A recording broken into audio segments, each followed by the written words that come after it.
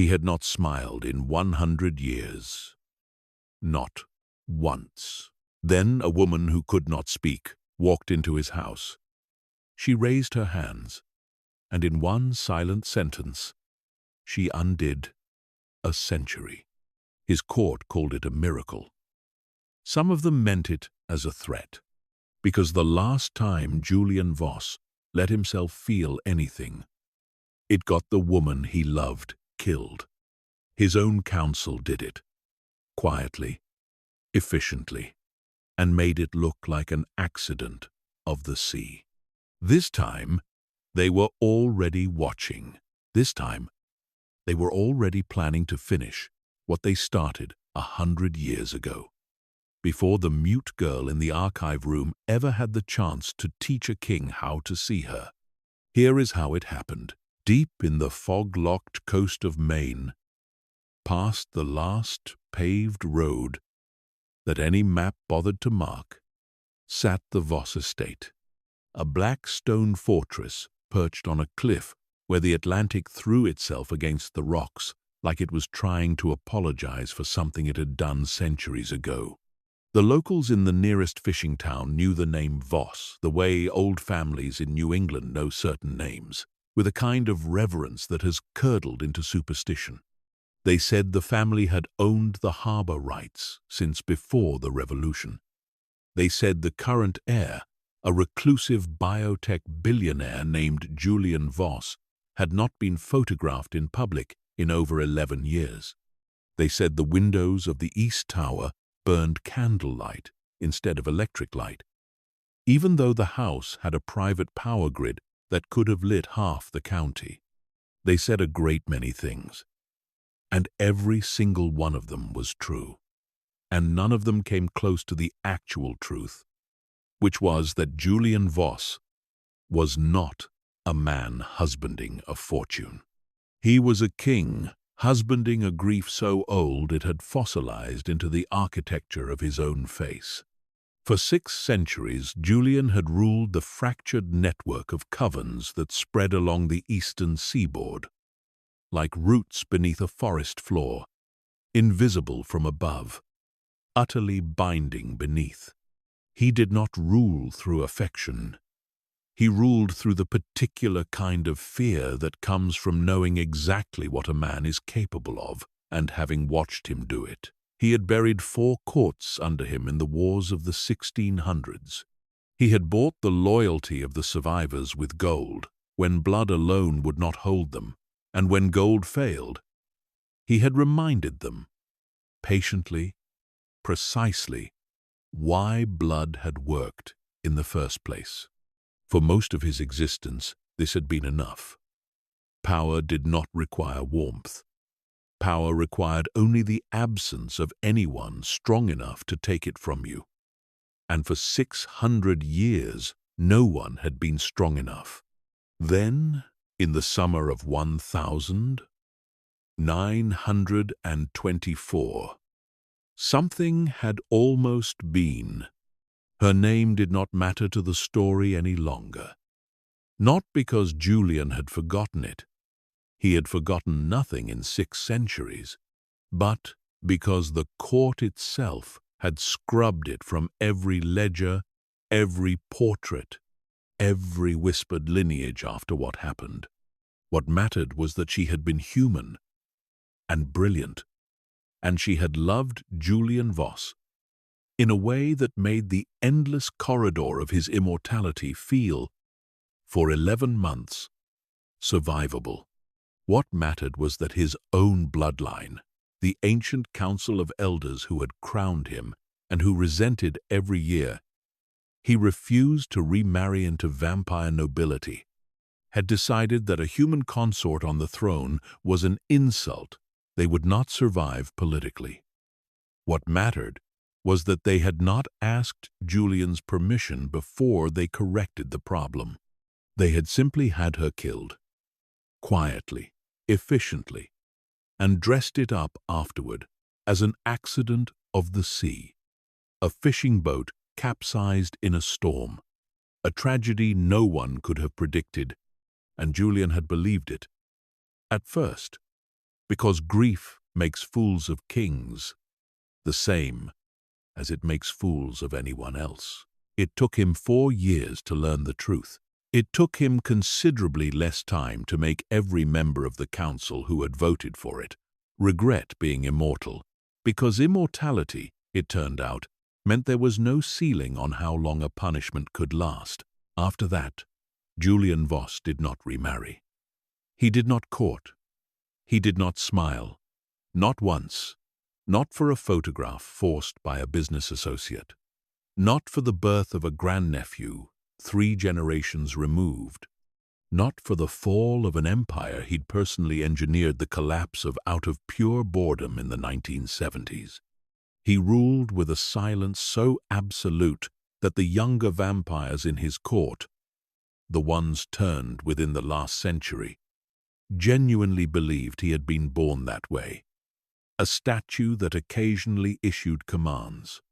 Only the eldest among them remembered otherwise. And none of them spoke of it, because to speak of what Julian Voss had once been capable of feeling was to remind him of what had been taken, and reminding Julian Voss of anything was never, under any circumstance, advisable. He filled the empty centuries the way men like him always do. He built companies and burned them down for the tax advantage. He acquired art he never looked at twice. He funded medical research he had no interest in curing anyone with, purely because it amused him to watch human scientists chase problems he already understood the shape of. He listened, when he could not avoid it, to the minds of everyone in a room, because that particular curse of his bloodline had never faded. The telepathy that let him hear a person's true intention beneath whatever they chose to say out loud. And, after 600 years of hearing nothing but greed, fear, ambition, and the occasional flicker of genuine loyalty that always eventually curdled into something uglier, Julian had simply stopped expecting anything else. The noise of the human mind, and the vampire mind, which was so often worse, had become a kind of tinnitus he had learned to live inside of, rather than escape.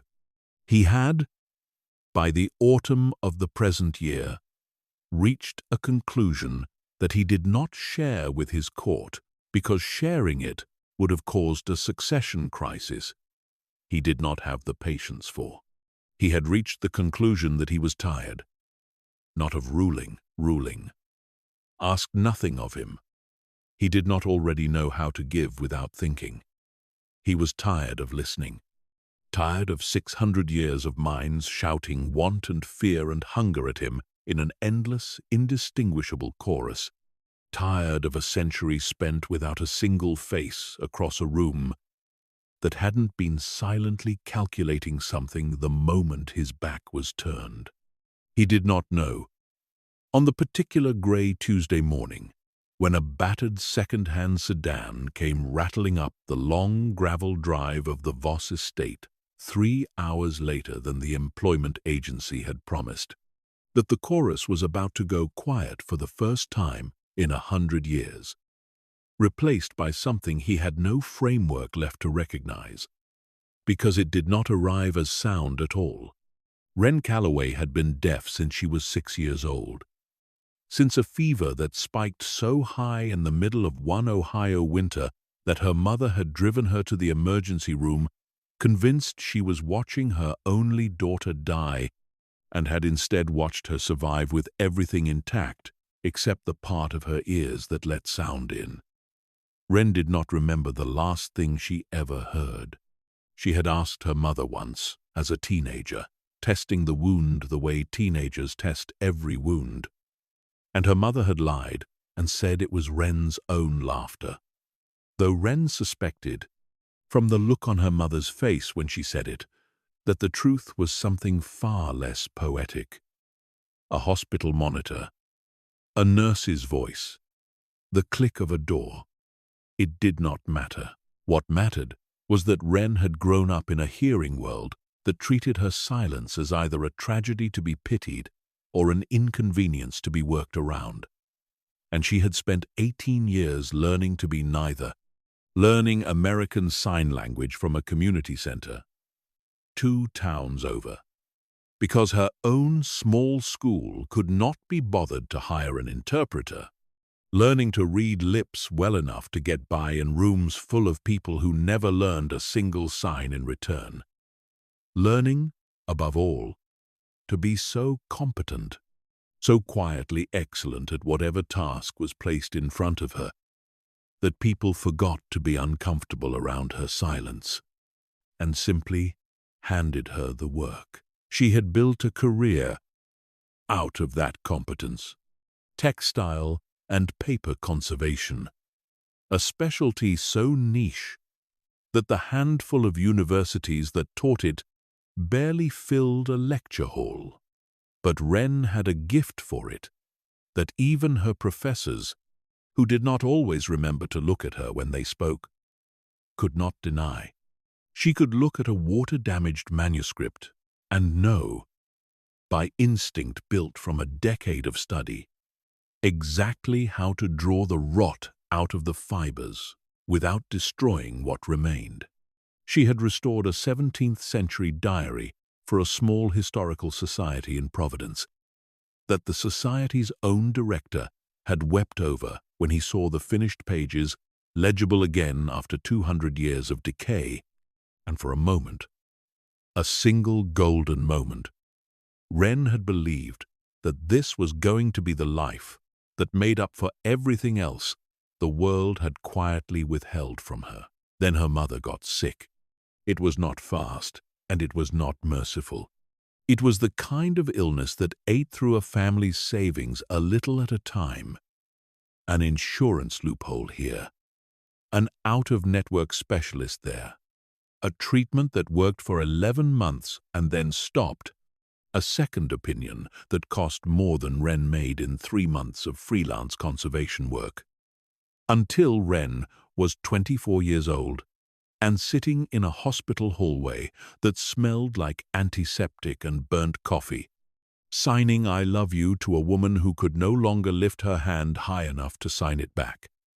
And by the time the funeral was over, Wren owned exactly one asset in the world: a rusted second-hand sedan with 140,000 miles on it, and a debt so large that the collection agency letters had stopped bothering to itemize it because there was no scenario, none, in which itemizing would have made the number feel smaller. She had been 3 weeks away from losing the apartment when the email arrived. It came through an employment agency she had never worked with before, one that specialized, according to its terse and oddly formal website, in placing highly discreet domestic and archival staff with private clients who valued confidentiality above all else. The listing did not name the client. It did not name the location beyond a coastal region of Maine. It offered a salary that Wren read 3 times, certain she had misplaced a decimal point, because no legitimate archival position paid that number, not for a single year, let alone the annual rate listed beside it. It required a signed non-disclosure agreement before the first interview. It required no references beyond a portfolio. And it required, in a line that Wren nearly laughed at, out of sheer disbelief, no verbal interview whatsoever. Applications were to be submitted entirely in writing, which, for the first time in Wren's professional life, meant that her deafness would not need to be disclosed, explained, apologized for, or accommodated before anyone had even seen her work. She told herself it was a scam right up until the wire transfer for her first month's advance salary landed in her account 3 days after she signed the paperwork, a number so large it made her sit down on the floor of her empty kitchen and stare at her phone for 11 full minutes before she trusted it enough to move. The drive to Maine took 2 days. She stopped once outside Boston to sleep in the car, because a motel felt like a luxury she hadn't earned yet. Force of habit built by a year of counting every dollar, like it might be the one that decided whether her mother's oxygen concentrator got turned off. By the time the gravel road narrowed into the dense, fog-choked stretch of coastal forest that the employment agency's directions described only as the final approach, Wren had convinced herself that whatever waited at the end of it could not possibly be stranger than the year she had already survived. She was wrong. But she would not understand how wrong for several more hours. The house that emerged out of the fog was not a house so much as a decision, black stone stacked into towers and buttresses with the kind of unapologetic scale that only old money or older fear could justify. Wren parked the rattling sedan beside a fleet of vehicles so far beyond her price range that she felt embarrassed on behalf of her own car, and stood for a moment on the gravel looking up at windows that seemed to watch her back. Though she told herself that was only fatigue and nerves, a woman met her at the enormous iron-banded front door, introduced herself with brisk efficiency as Mrs. Abernathy, the house's head of staff, and signed a single, competent phrase of greeting before switching to a small tablet she produced from her apron pocket, on which she had clearly prepared typed instructions in advance. It was, Wren would realize only much later, the single kindest professional gesture anyone had extended her in a decade, and it had been arranged before Wren ever arrived, by a man Mrs. Abernathy referred to, in the careful, respectful capitalization of someone who has served a family for a very long time, only as Mr. Voss. Wren was shown to a suite of rooms in the East Wing so large it could have swallowed her entire Ohio apartment twice over. Given a folder of paperwork regarding the archive she would be restoring, a private library collection that Mrs. Abernathy's typed note described only as extensive and, in places, extremely old, and told, in the same careful typed hand, that she would meet the master of the house that evening, and that she should not be alarmed if he seemed at first distant. He was not accustomed to guests. Wren, reading that sentence in the fading grey light of her new bedroom window, had no idea yet how catastrophically that word, guests, undersold what she was about to become to him. Julian felt her before he saw her, which was, in itself, the first anomaly, because Julian Voss had not been surprised by another living creature's arrival into a room in longer than he cared to calculate. He was in his study on the 2nd floor of the West Tower when the change came. Not a sound, not a scent, though vampiric senses would have caught either from 3 floors away, but an absence, a gap in the low, ceaseless murmur of minds that filled his house at all times.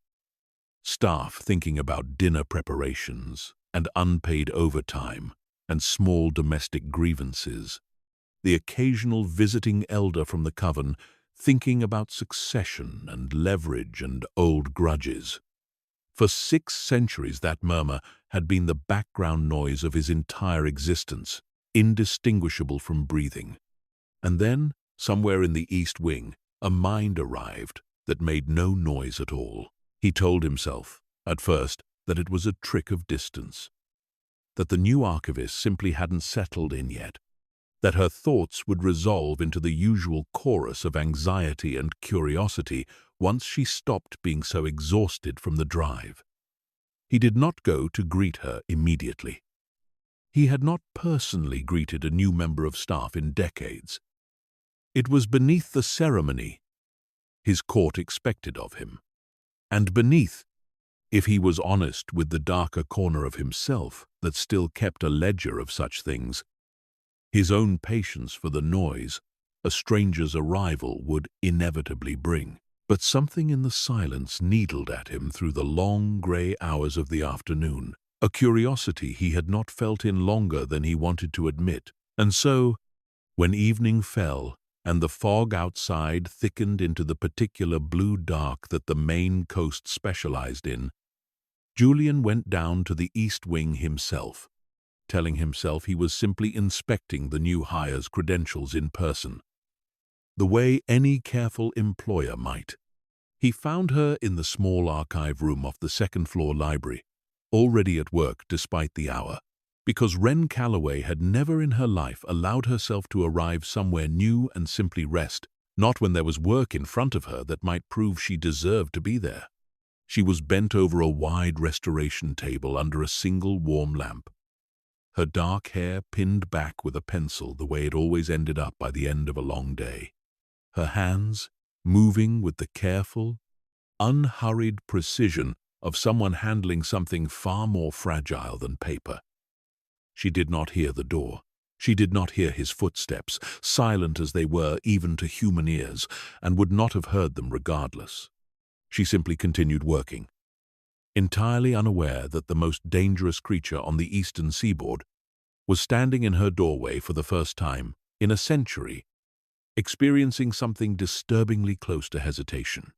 Julian reached, out of 600 years of habit, into the space where her mind should have been. There was nothing to hear, not silence in the sense of an empty room. He knew that texture intimately, the flat gray static of an empty house. This was different. This was a mind that was unmistakably present, awake, alert even, but simply did not broadcast the way every other mind he had ever touched broadcast. No words arranging themselves into intention, no scheme half-formed beneath a polite expression. Nothing at all resembling the interior monologue that every human being he had ever met carried like a second, truer voice running beneath the one they spoke aloud. For one disorienting moment, Julian genuinely believed something was wrong with his own gift. A fear so unfamiliar, it took him a full second to name it, before an entirely different explanation arrived, quieter and far more interesting. She did not think in the shape of words at all, because she had never needed to.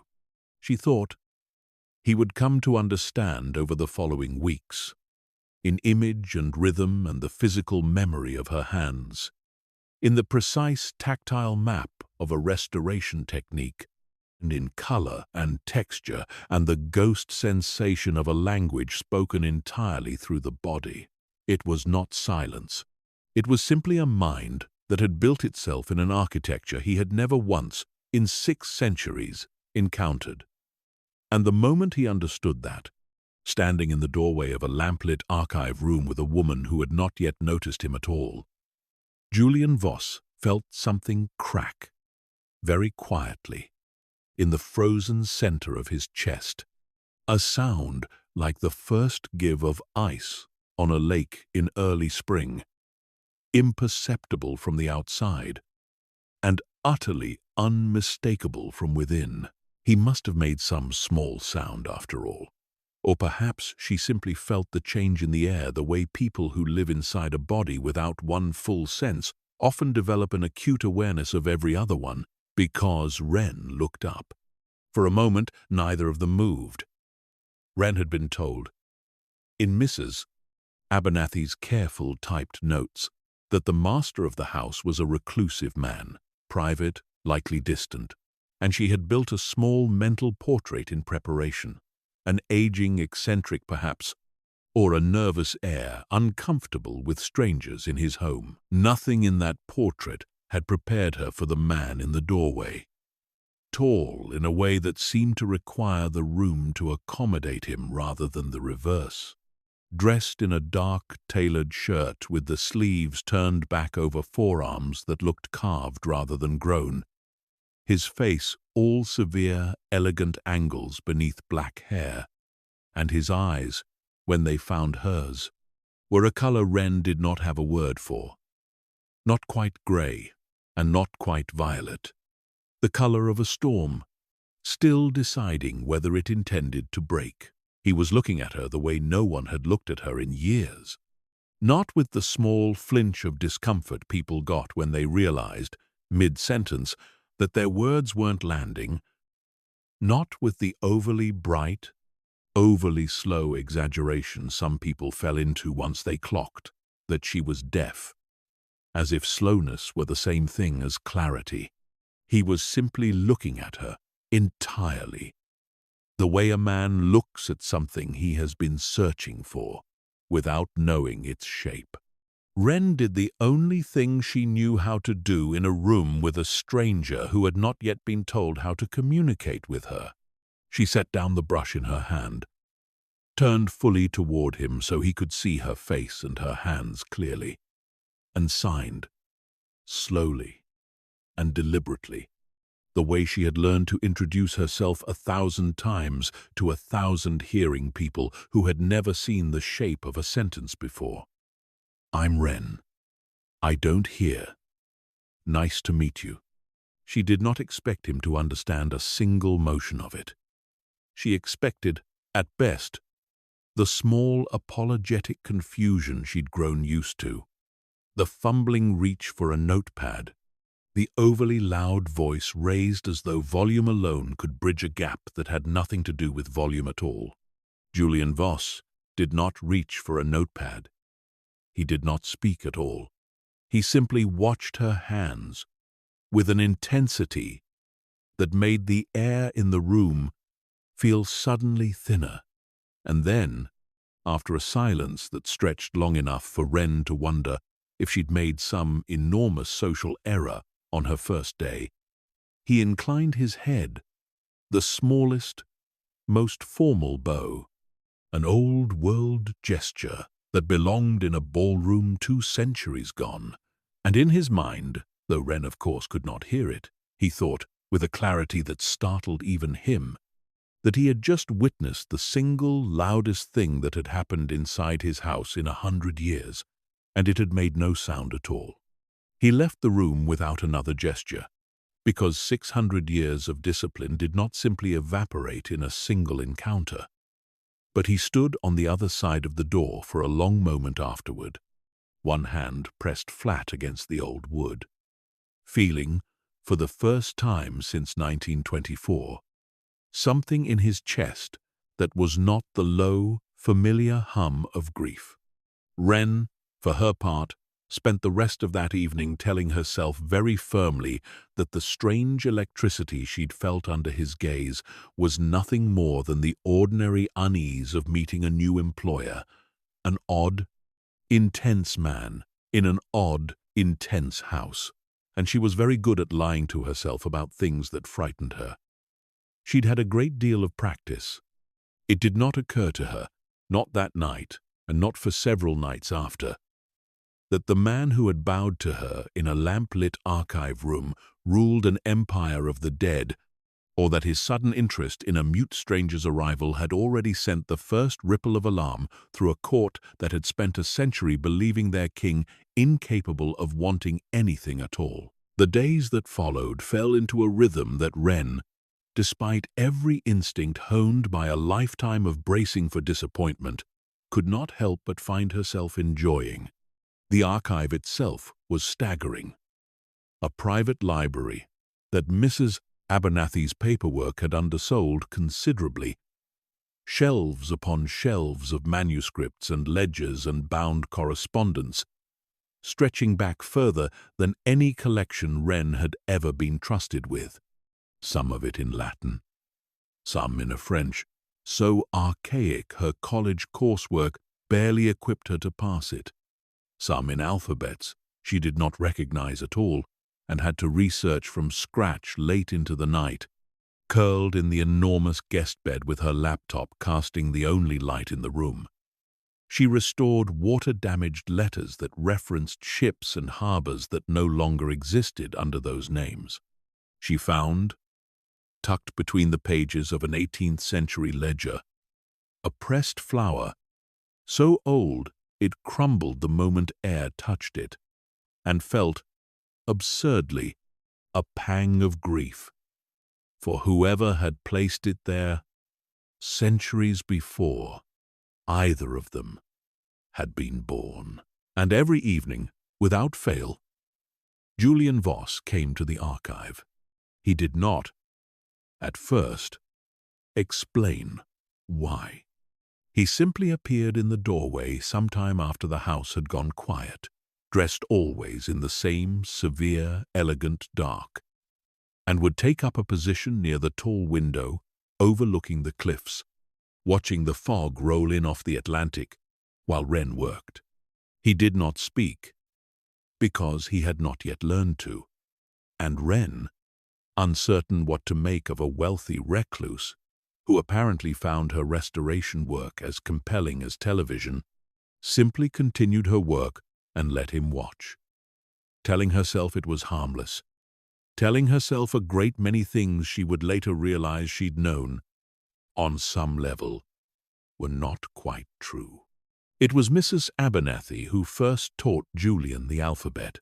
She did it without being asked, without fanfare, simply left a small laminated card on his desk one morning, depicting the shapes of American Sign Language's finger spelling alongside a note in her careful hand that read, "Only she will notice the effort, sir, whether or not she says so." Mrs. Abernathy had served the Voss family for 40 years, had buried 2 of her own children, and watched Julian's grief over 1,924 without ever once being permitted to acknowledge it aloud. And she recognized, faster than her employer did himself, exactly what was happening in that archive room every evening. She said nothing of it to the rest of the staff, not out of discretion for Julian's sake alone, but because she had loved this cold, silent house for 4 decades, and some private, hopeful part of her wanted very badly to see it thaw. Julian learned quickly, the way immortal minds accustomed to absorbing languages across centuries always do. But speed was not the point, and some deeper, more patient part of him understood that even as his hands practiced the shapes alone in his study late at night, feeling foolish in a way he had not felt foolish in longer than he could remember, he did not want to simply communicate with her efficiently. He wanted, with an intensity that alarmed him more than any threat his court had mounted in centuries, to understand the specific grammar of her silence, the small variations in her expression that carried tone the way his own kind's voices carried it. The particular economy of a woman who had spent 18 years learning to say exactly what she meant with no wasted motion, because wasted motion in a hearing world too often meant being ignored. The first time he signed a full sentence to her, 3 weeks into her employment, Wren nearly dropped the brittle document she was cleaning. "You restore what others have given up on," he signed, slowly, each letter deliberate and slightly stiff, with the particular care of someone who has practiced alone in a mirror. "I find that admirable." Wren stared at him for a long moment, her heart doing something complicated and unwelcome in her chest. Because in 24 years, no employer, no client, no acquaintance who was not already fluent from childhood had ever bothered to learn her language for her sake alone, had ever treated it as anything other than an accommodation to be minimized rather than a fluency worth acquiring. She had learned, over 2 decades, to keep a careful wall up around the part of herself that still, occasionally, ached for exactly this, because hoping for it and not receiving it had cost her too many small griefs to keep counting. "Thank you," she signed back. And then, because some reckless, honest part of her refused to stay behind the wall any longer, added, "No one's ever done that before. Learned. For me." Julian's expression did something Wren had not yet seen it do in 3 weeks of careful, watchful evenings. It was not quite a smile. not fully.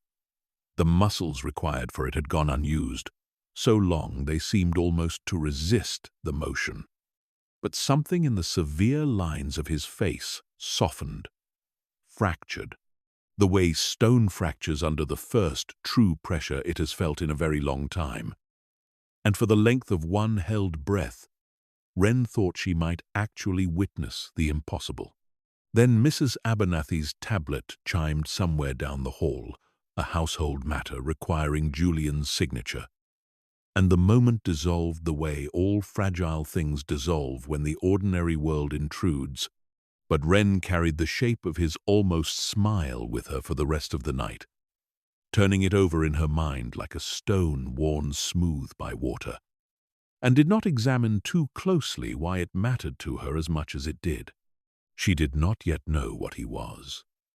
That knowledge would come later, delivered not gently, and it would arrive tangled together with a danger that had already, unbeknownst to either of them, begun assembling itself in the shadows of Julian's own court, where an ancient and deeply ambitious woman named Isidora Voss, cousin to the throne by a bloodline 3 centuries removed, and patient enough to have waited 100 years for her king's isolation to finally crack, had just received a very interesting report from a member of the household staff loyal to her purse rather than her king, informing her that Julian Voss had been seen for the first time in living memory, smiling. Isidora did not smile back when she heard it. She simply set down her wine glass very carefully and began, for the first time in a century, to plan. For now, though, none of that had reached the archive room, where a mute girl from Ohio and a king who had not felt anything in 100 years continued, evening after evening, to build a language between them out of nothing but patience and hands and the particular grace of 2 people who had both, in their own ways, spent their whole lives learning to be understood by a world that rarely bothered to try. Wren began to notice small things about the house that she had missed in her exhaustion during the first week. She noticed that none of the staff ever seemed to age, though she told herself, at first, that it was simply good genetics and better cosmetic dermatology than she could ever afford, the kind of thing rich households apparently specialized in. She noticed that Julian was never once present during the hours of full daylight, that his study curtains remained drawn even at noon, that Mrs. Abernathy's careful typed schedules always positioned his meetings and his rare public appearances for evening hours only, and told herself, again, that reclusive billionaires kept strange hours, that this was simply eccentricity dressed up as mystery, the way old money always seemed to dress its oddities. She noticed, with a small, private thrill she did not examine too closely, that Julian's hands, when he signed, were always cold, colder than any human hand had a right to be even in a drafty coastal house in autumn. And she told herself that too, filed it away in the same growing drawer of things she had decided not to think too hard about, because the alternative to not thinking too hard about them was admitting that some part of her had already begun to suspect, and some larger, more frightened part of her did not want to know yet, not when the not knowing came wrapped in the first real gentleness anyone had offered her in years. The rest of the household, staff who had served Julian for decades in some cases, watched the change in their king with an equal mixture of hope and fear, because they, unlike Wren, understood exactly what he was and exactly what his court would do the moment they understood it too. Elias, the estate's head groundskeeper, a vampire turned during the influenza epidemic of 1918, who had served Julian with quiet, unwavering loyalty for over a century, found himself standing at the edge of the cliffside gardens one evening, watching lamplight spill warm and gold from the archive room windows, watching two shadows move against the glass, close together, unhurried, and felt something he had not expected to feel in longer than he could remember watching his king's silhouette. He felt hope, and directly beside it, in the same breath, he felt a cold, familiar dread, because Elias had served this house long enough to have watched exactly this kind of hope get slaughtered once before in 1924 by a council that had decided love was a liability a throne could not afford. And he understood, with the particular grief of a man who has already seen a tragedy and recognizes its opening notes a second time, that whatever was blooming in that lamplit room was about to become the most dangerous thing in the entire house. He said nothing to Julian. What was there to say that either of them did not already? On some buried level, no. He simply doubled the perimeter patrols that week without being asked, and began, quietly, watching the road for cars that did not belong to the household, because Elias had learned, over a century of service, that the court's ambitions rarely announced themselves before they arrived. Isadora Voss arrived 11 days later, uninvited, unannounced, in a black car that came up the gravel drive at a speed calculated to convey exactly the kind of urgency she wanted Julian to notice. She was a striking woman, silver blonde and sharp-featured, dressed in the kind of severe, tailored elegance that made every room she entered feel smaller for her presence in it.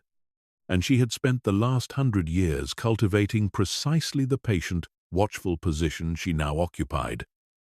Cousin to the throne, beloved by enough of the council's older members to make her a genuine political threat. And, crucially, unmarried, unattached, and available for exactly the kind of political consolidation that a king's marriage was meant to provide.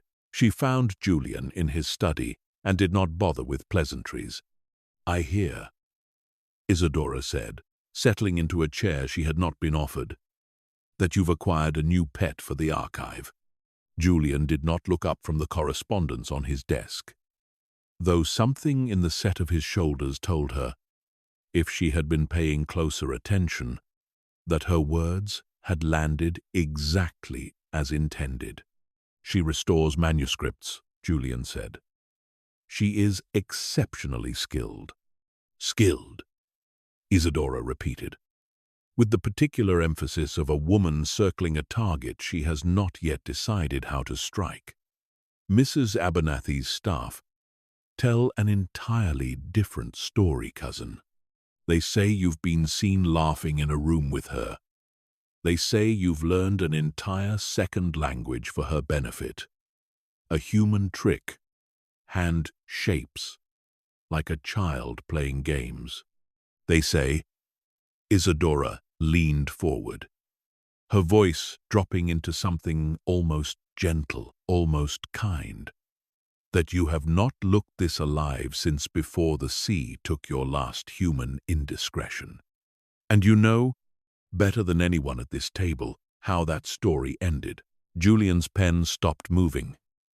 When he finally lifted his gaze to meet hers, the temperature in the room seemed, to any lesser vampire, to drop several degrees.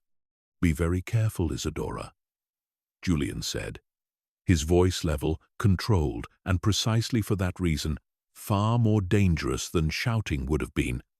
"How you finish that sentence." Isadora did not flinch, because she had spent a century preparing not to. "I am not threatening you, cousin," she said. "I am reminding you the council did not survive 100 years of your grief by learning patience for nothing. They will not survive a second human consort with any more grace than they survived the first. And this time," she rose, smoothing the front of her tailored coat with the unhurried confidence of a woman who believes she has already won. "You will not have the luxury of believing it was an accident of the sea, because I will make absolutely certain, when it happens, that you know exactly whose hand did it." She left without waiting to be dismissed, the black car retreating back down the gravel drive into the fog before Julian had moved from his desk.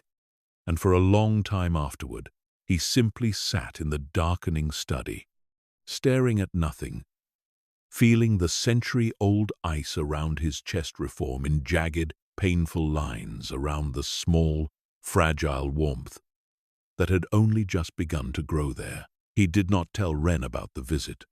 He told himself it was to protect her. And that was not entirely a lie. But underneath it, in the honest, private corner of himself he rarely examined, he understood that he was also afraid in a way he had not permitted himself to feel in a century. Afraid that if he named the danger out loud, he would somehow make it more real, more inevitable, and he was not yet ready to lose the one warm hour of his day to the same cold calculation that had governed every other hour of his existence for the last 100 years. Wren noticed the change in him that evening regardless, because she had spent a lifetime reading the things people did not say out loud, reading tension in a jaw, distance in a posture. The particular quality of silence that meant something was being carefully, deliberately withheld. She did not push. She had learned, in her own hard years, that some doors open faster when you simply stand near them and wait than when you try to force the hinge, and so she simply worked quietly at her table while he stood at the window. And after nearly an hour of silence between them, silence that Wren had come to understand carried its own textures and moods the way sound did for other people, Julian finally crossed the room and settled, uninvited, into the chair across from her. "Something is wrong," Wren signed, watching his face rather than his hands, because by now she had learned that Julian's face told her more than his careful, practiced signs sometimes did. "It is nothing you need carry," Julian signed back. And even in the stilted, still-learning grammar of his hands, Wren could feel the lie in it, the same way she had learned to feel lies her whole life, in the small tells of a person deciding what to protect you from. "I've spent my whole life being told things weren't mine to carry." Wren signed, setting down the brush in her hand, entirely now, giving him her full attention in the way she gave very few things her full attention.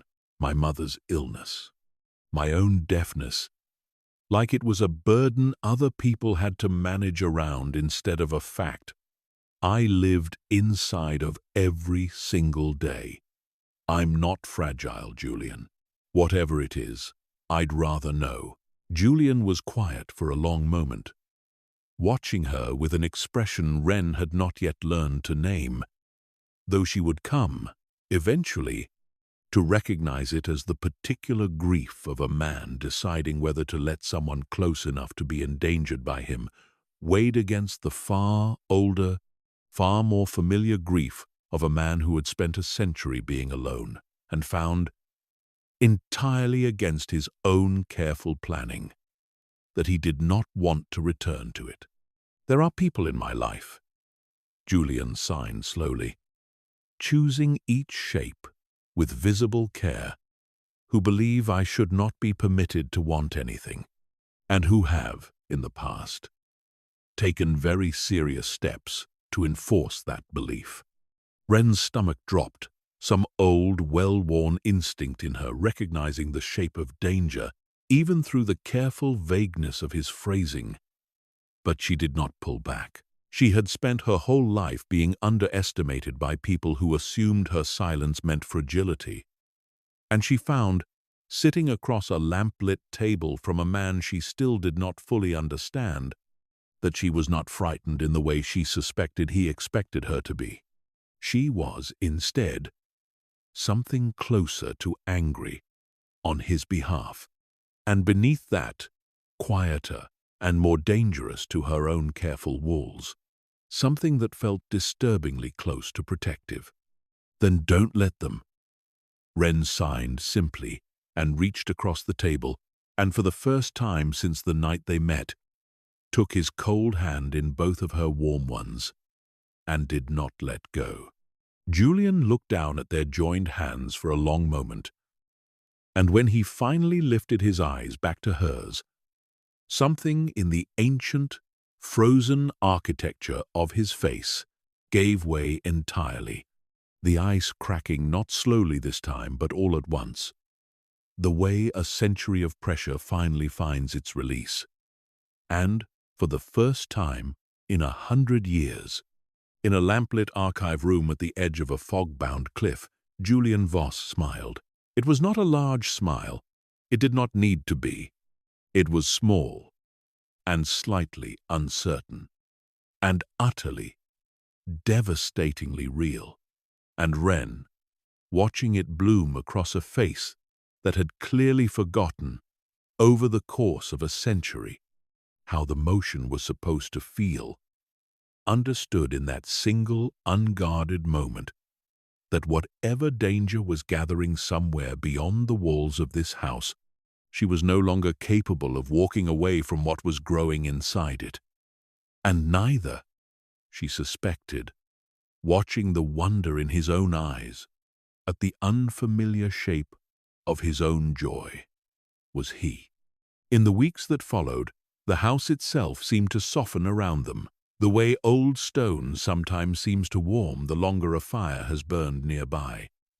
And Ren, who had spent her entire adult life bracing for the next disappointment before the last one had even finished landing, found herself, for the first time she could remember, simply happy and deeply unsettled by how unfamiliar that happiness felt in her own chest.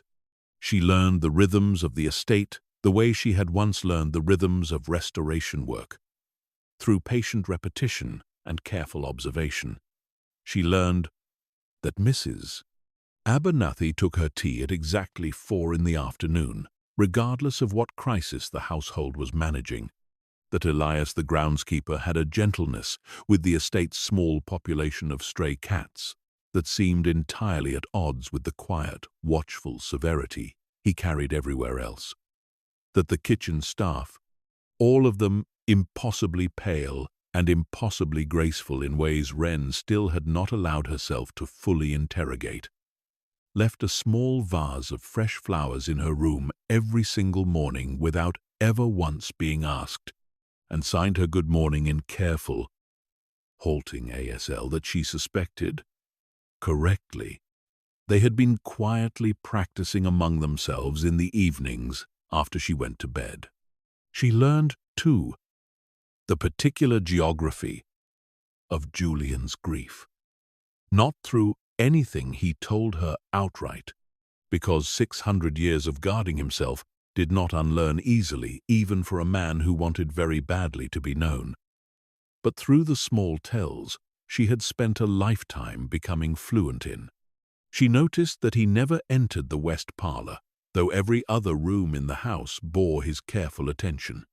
She noticed that a portrait in the upstairs gallery, a woman in a 1920s gown with a face too deliberately obscured by artful shadow to have been an accident of the painter's hand, made him go very still and very quiet whenever they passed it, and she noticed that he never once offered an explanation, and she never once asked for one, understanding instinctively that some griefs need to be approached the way she had learned to approach her own, sideways, slowly, on the terms of the person carrying them rather than the curiosity of the person asking. It was Mrs. Abernathy, in the end, who told her, Not out of gossip, but out of the particular protective instinct of a woman who had watched her employer suffer in silence for 100 years, and did not want to watch history repeat itself for want of a warning delivered too late. She found Wren alone in the archive late one evening. Julian occupied with a call to an overseas office that Wren understood, by now, was largely theater for the benefit of a human world that still believed Voss Biotechnics was run by conventional means, and set her tablet down on the restoration table with the deliberate care of a woman about to say something that mattered. "You should know what you're becoming a part of," the typed message read. Before Mrs. Abernathy looked up and, with visible effort, added in halting sign language, "She had clearly been practicing in secret for weeks, so that you're not blindsided. He is not what he tells the world he is. None of us are."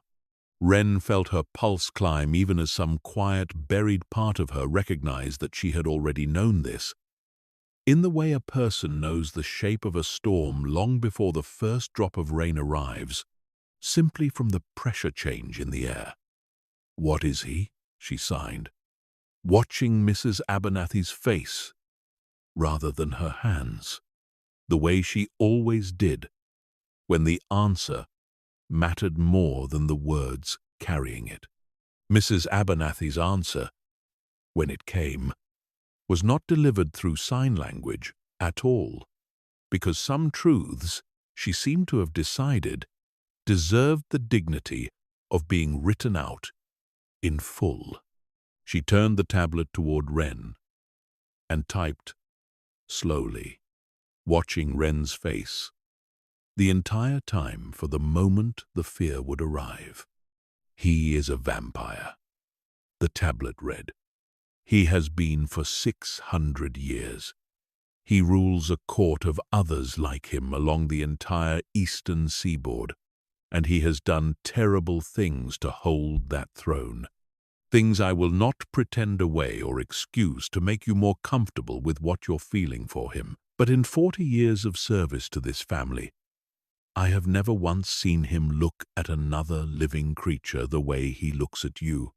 And I have also never once seen this house make anyone as unwelcome as it is about to make certain members of his court, because they do not believe kings are permitted to love the people they choose.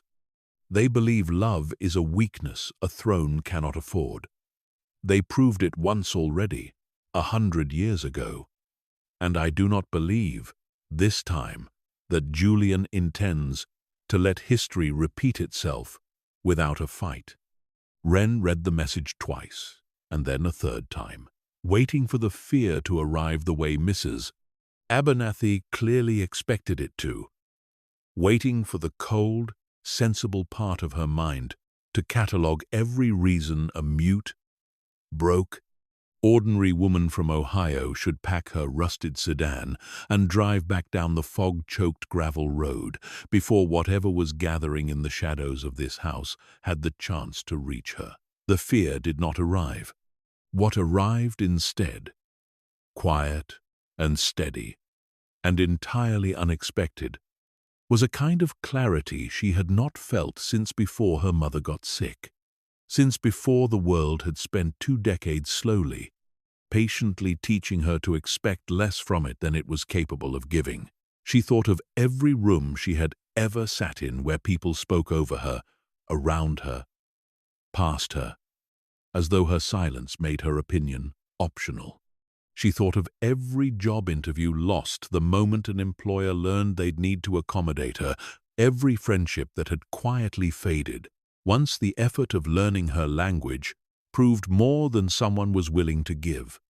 And she thought of Julian, learning an entire alphabet alone in his study because he did not want to make her carry the burden of translation for his benefit.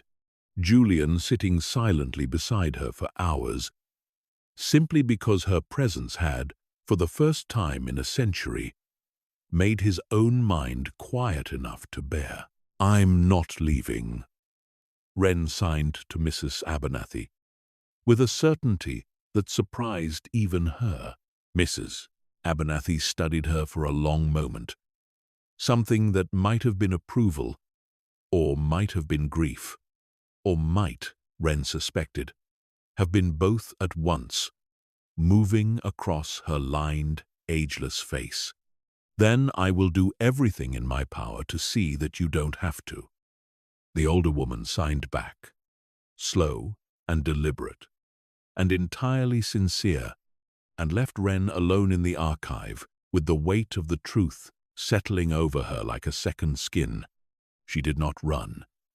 She told herself, in the days that followed, that this was either the bravest decision she had ever made, or the most foolish one, and found, somewhat to her own surprise, that she did not particularly care which. Julian, when he finally worked up the nerve to ask her directly whether Mrs.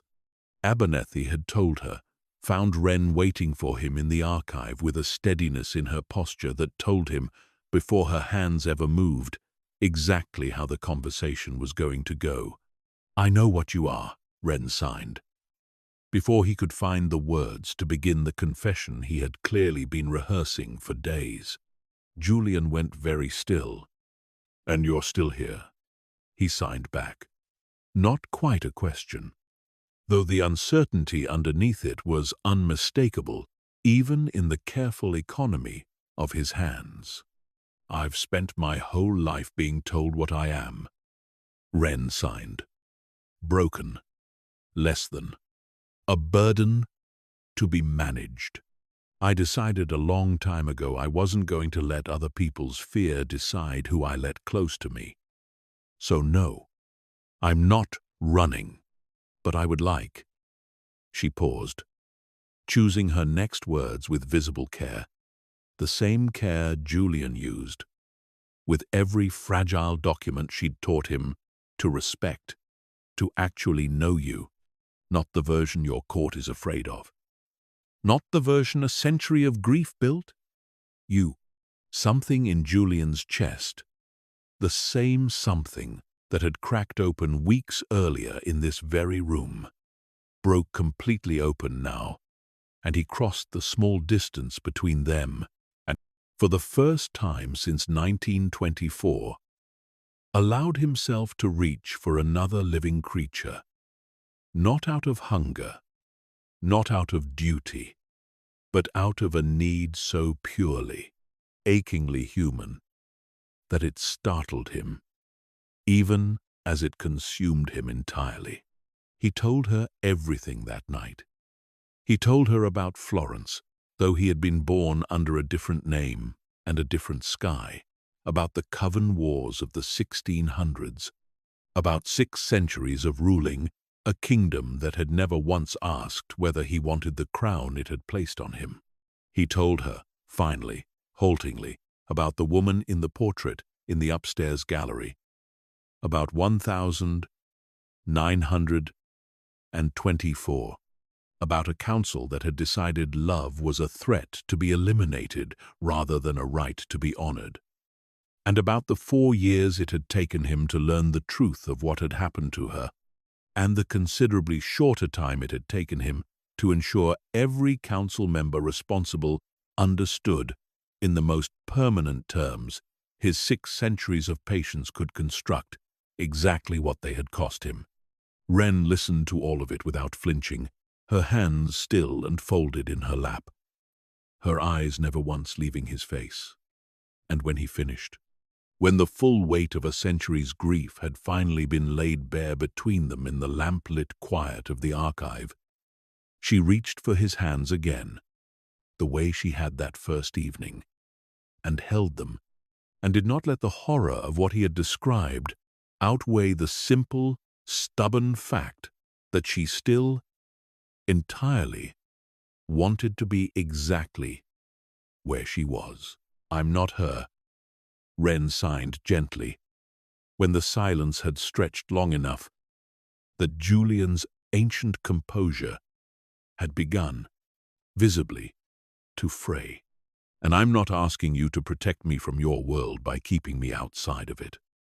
I'd rather stand in it beside you and know what I'm facing than be kept safe in the dark the way she was.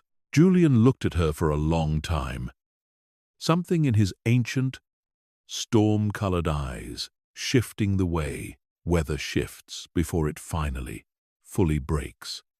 And when he finally spoke, it was not with his hands at all, but aloud, his voice low and rough, with an emotion he had not permitted himself to feel in 100 years. "I don't know how to do this without losing you," he said, and Wren, reading his lips and the raw, unguarded shape of his face with equal fluency, felt something in her own chest crack open to match his. "Then we learned together." She signed back, and meant it with an entire certainty that neither of them yet understood was about to be tested far sooner and far more violently than either of them could have imagined. Isadora Voss did not return to the estate again after that first visit. Not because she had abandoned her intentions, but because a woman who had waited a century for an opportunity understood, better than almost anyone alive, the value of patience over spectacle.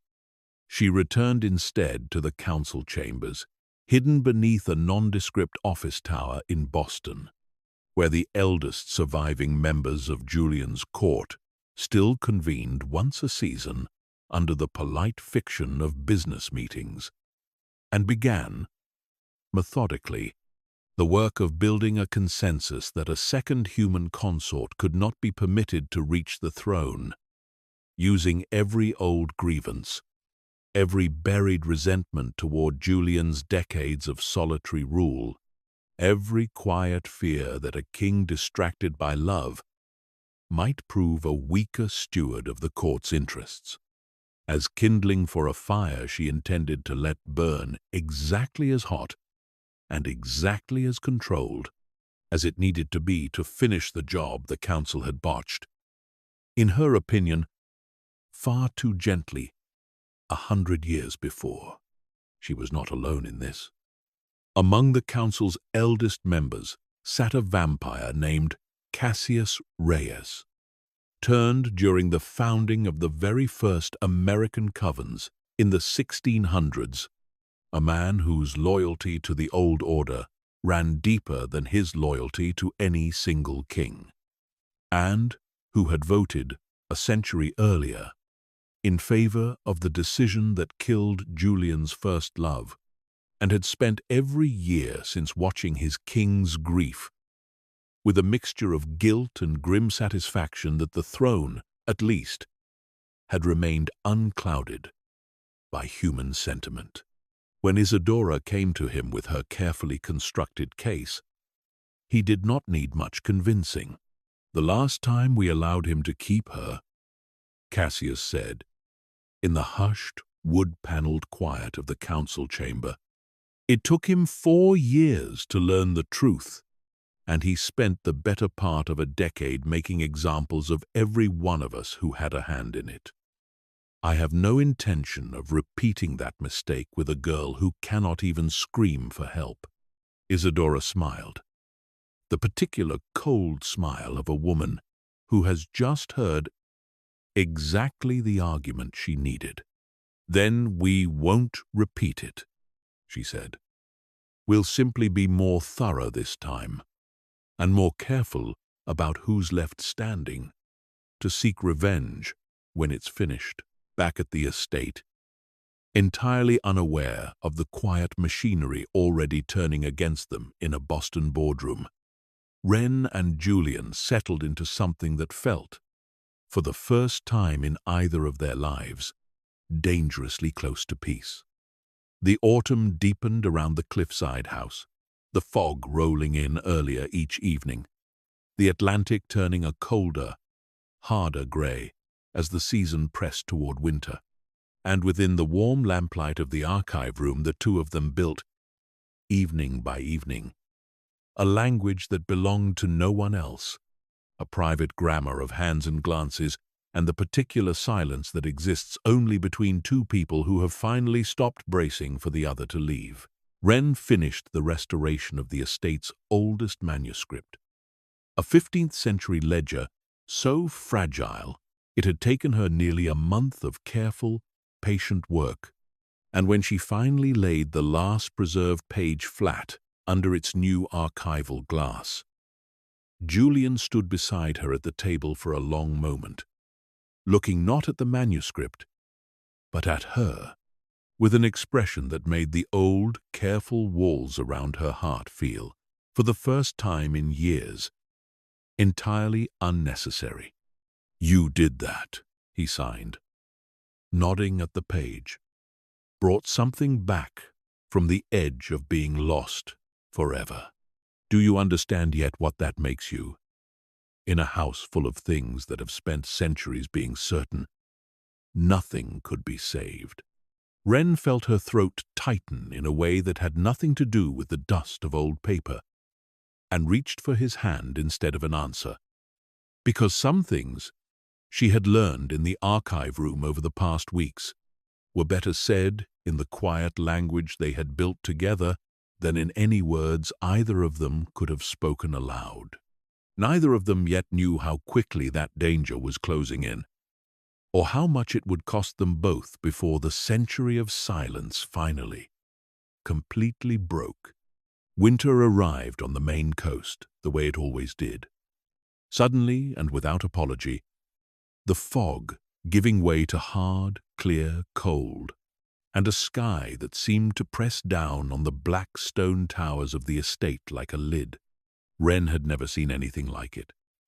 The Atlantic gone the color of gunmetal, ice forming in thin, delicate sheets along the cliff rocks each morning, only to be smashed apart by the tide each afternoon, and she found, watching it from the archive window with Julian's cold hand in hers, that she had stopped counting the days since she'd arrived, because for the first time in her adult life she was no longer living inside a countdown towards some inevitable next disaster.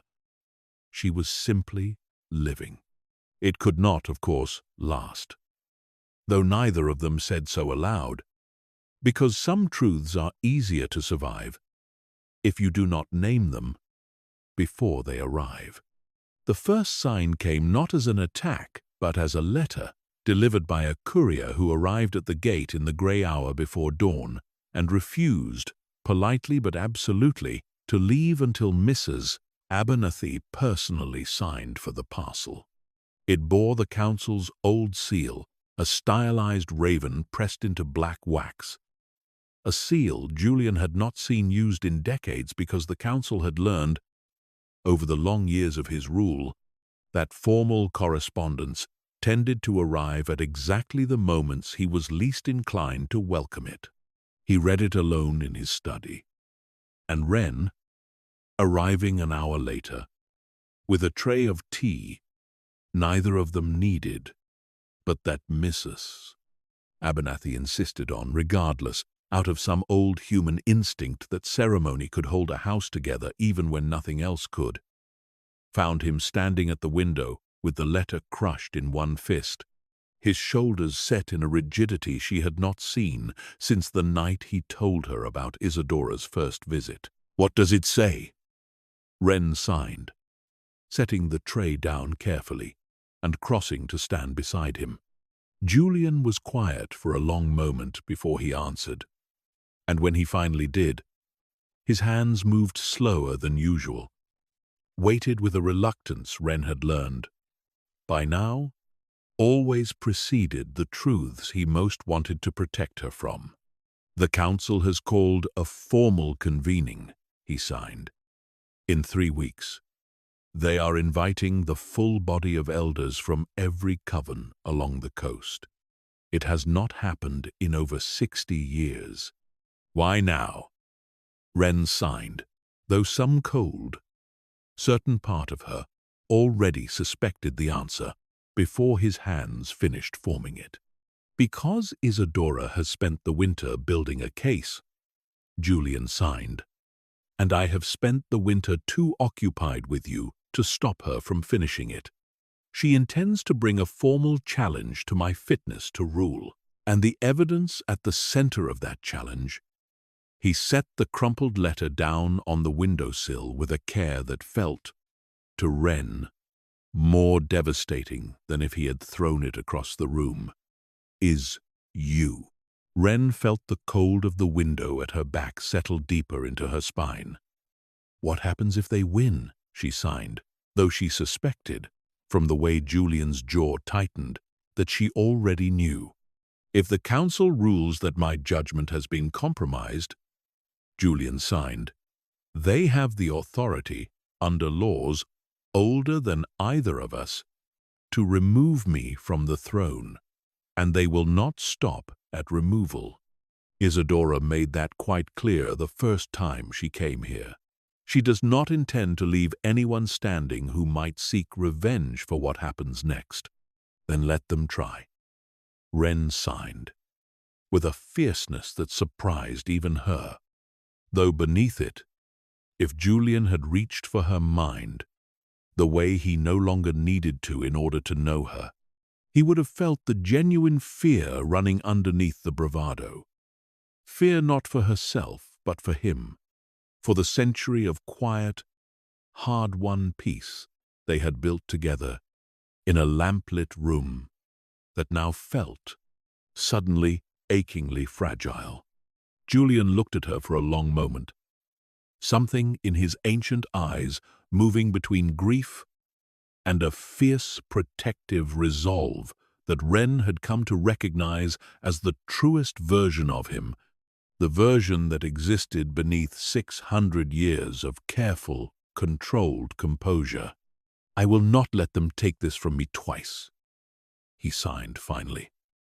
And Wren, reading the promise in the set of his jaw as clearly as in the shapes of his hands, believed him completely, though she did not yet understand how much that promise would cost either of them before the winter was through. The 3 weeks that followed passed in a strange, suspended tension. The household moving through its ordinary rhythms, the manuscript still requiring restoration, the meals still prepared and served with the same careful ceremony, while beneath the surface of every quiet evening ran the current of a coming storm neither Wren nor Julian could fully hold back. Mrs. Abernathy began, without being asked, to quietly reinforce the estate's older defenses. Iron wards worked into the foundation stones by a previous generation of Voss loyalists, ancient protections that had not needed activation in decades.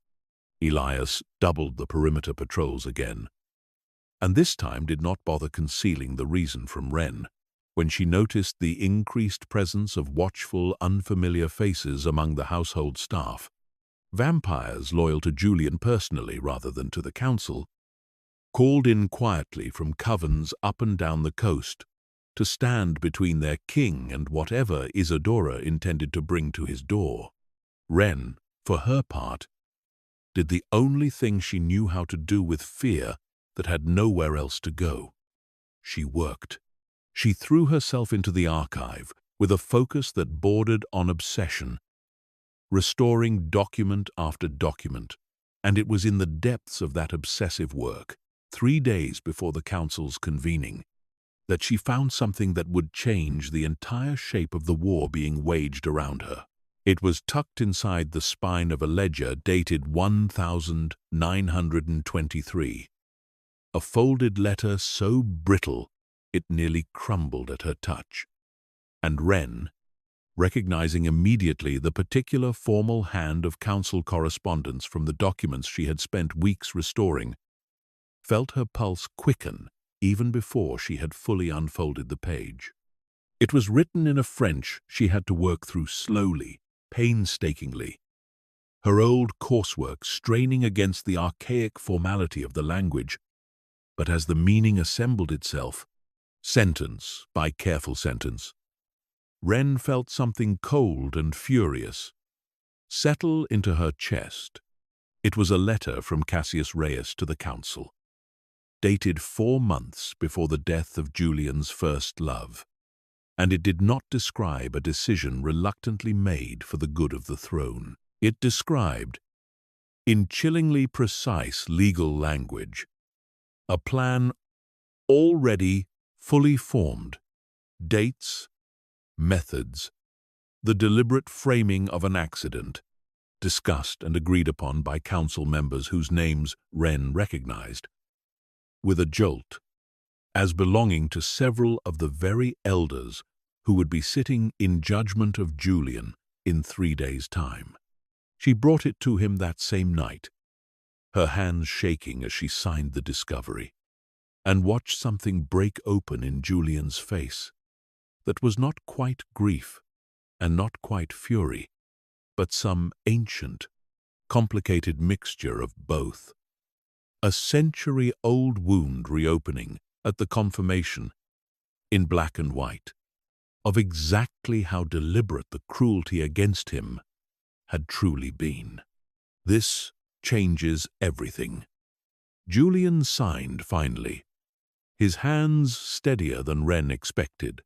Steadied, she would come to understand, by the particular calm of a man who has finally, after 100 years, been handed the weapon he needs. If the council convenes to judge my fitness to rule based on a second human attachment, and I present this alongside it, proof that the first was not simply lost to the sea, but deliberately murdered by members of that same council, sitting in that same chamber, it does not simply defend my position, it ends theirs. Wren felt a fierce, protective satisfaction rise alongside her fear, watching the exhausted, grieving weight Julian had carried for a century begin, for the first time, to shift towards something that looked almost like hope. Then we use it, she signed. We, Julian signed back, and the smallest, most genuine smile crossed his face. The same smile she had first witnessed months earlier, in this very room. We. In the 2 days remaining before the convening, the household fell into a strange, suspended rhythm that Wren would remember, afterward, as one of the most intensely lived stretches of her entire life. Every ordinary moment, charged with a significance it would not have carried in less dangerous times. She found herself watching Julian with a new, sharpened attention, memorizing the particular way he held a teacup, the specific angle of his profile against the tall study windows in the grey afternoon light, the small, unconscious habit he had of tracing the edge of his own cuff when he was thinking through a difficult problem, because some old, hard-won instinct in her, built from watching her mother's illness steal small pieces of a person one at a time, understood that safety was never guaranteed simply because a person mattered enough to deserve it. She did not tell Julian about that fear, not directly, because she had learned over the winter that he carried enough of his own without needing to shoulder hers as well. But he noticed it regardless, the way he noticed everything about her by then, the small changes in the set of her shoulders, the way her hands lingered a half-second longer than usual when she signed goodnight. And on the second evening before the convening, he found her in the archive long after the rest of the household had retired, sitting not at the restoration table, but on the wide stone windowsill, watching the winter stars come out over the black expanse of the Atlantic. "You're afraid," he signed, settling beside her on the sill, his cold shoulder pressing warm, somehow, against the current of everything else in the room. Wren considered lying, considered signing some careful, reassuring half-truth, the way she had spent a lifetime learning to offer people who could not be trusted with the full weight of her honesty, and found, looking at Julian's patient, open face in the starlight, that she did not want to spend even one more evening of their winter together, protecting him from the truth of what she felt. "I lost my mother slowly," she signed. "Watched pieces of her disappear, a little at a time, until there was nothing left to watch disappear. I told myself, after that, I wasn't going to let myself love anything that fragile again, anything that could be taken from me one careful, cruel piece at a time. And then I came here and found exactly that. And I don't know how to hold something this important without being terrified of every single thing that could take it away." Julian was quiet for a long moment, his hand finding hers in the dark, and when he finally answered, his signs were slow, deliberate, carrying the particular weight of a man choosing his words with the full 6 centuries of his experience behind them. "I have been afraid of losing what I love exactly once before in my existence," he signed. "And when it happened, I did not simply grieve. I let that grief convince me that safety meant never again allowing myself to want anything enough to fear its loss. It took me 100 years to understand how much of my own life that fear had already stolen before anyone ever came to take anything from me at all. I am not going to make that mistake again, Ren. Whatever happens at the convening, whatever Isadora attempts, I would rather spend however much time we have left afraid and together than spend one more century, safe and alone." Ren leaned into him then, resting her head against his shoulder in the dark. And for a long while, neither of them signed anything at all, simply sat together in the particular silence that had become, over the course of one long winter, the truest language either of them had ever learned to speak. In the 2 days remaining before the convening, Elias quietly assembled every loyalist guard the estate could call on short notice. Vampires who had served Julian for decades, or, in a few cases, centuries, summoned from covens scattered up and down the coast, under the polite fiction of a seasonal security review. He did not tell them the full shape of what was coming, only that the household needed extra hands and extra vigilance through the week. But the older among them, veterans of the Coven Wars, Julian himself, had fought centuries earlier, read the tension in Elias's posture clearly enough to understand that whatever was approaching deserved considerably more seriousness than a routine review.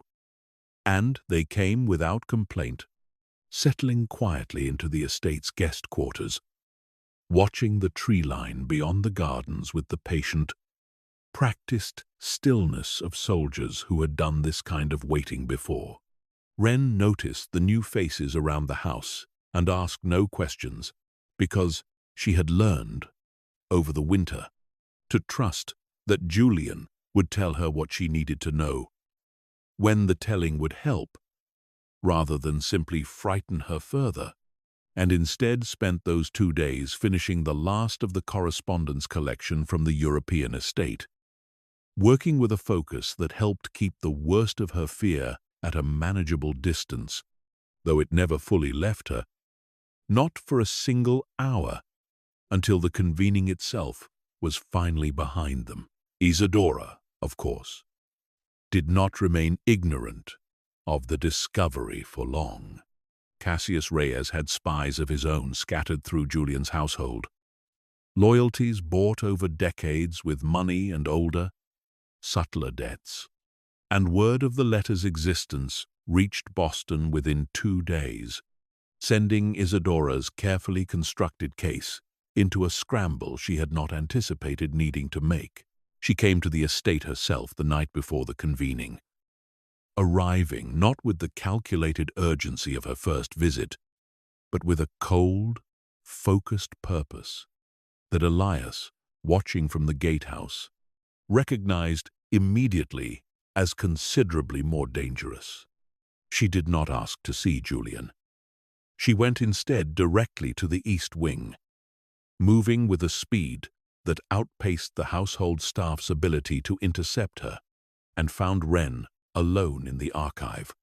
The 15th century ledger and the incriminating letter still spread across the restoration table where Wren had left them. Having assumed, wrongly, that the estate's defenses would hold against exactly this kind of intrusion, Isidora stood in the doorway for a long moment, taking in the small, mute human who had, in the space of a single season, undone a century of carefully cultivated political leverage.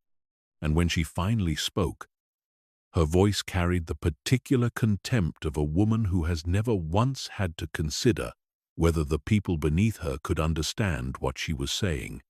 "You have no idea what you've done," Isidora said, stepping into the room, her heels clicking sharply against the stone floor.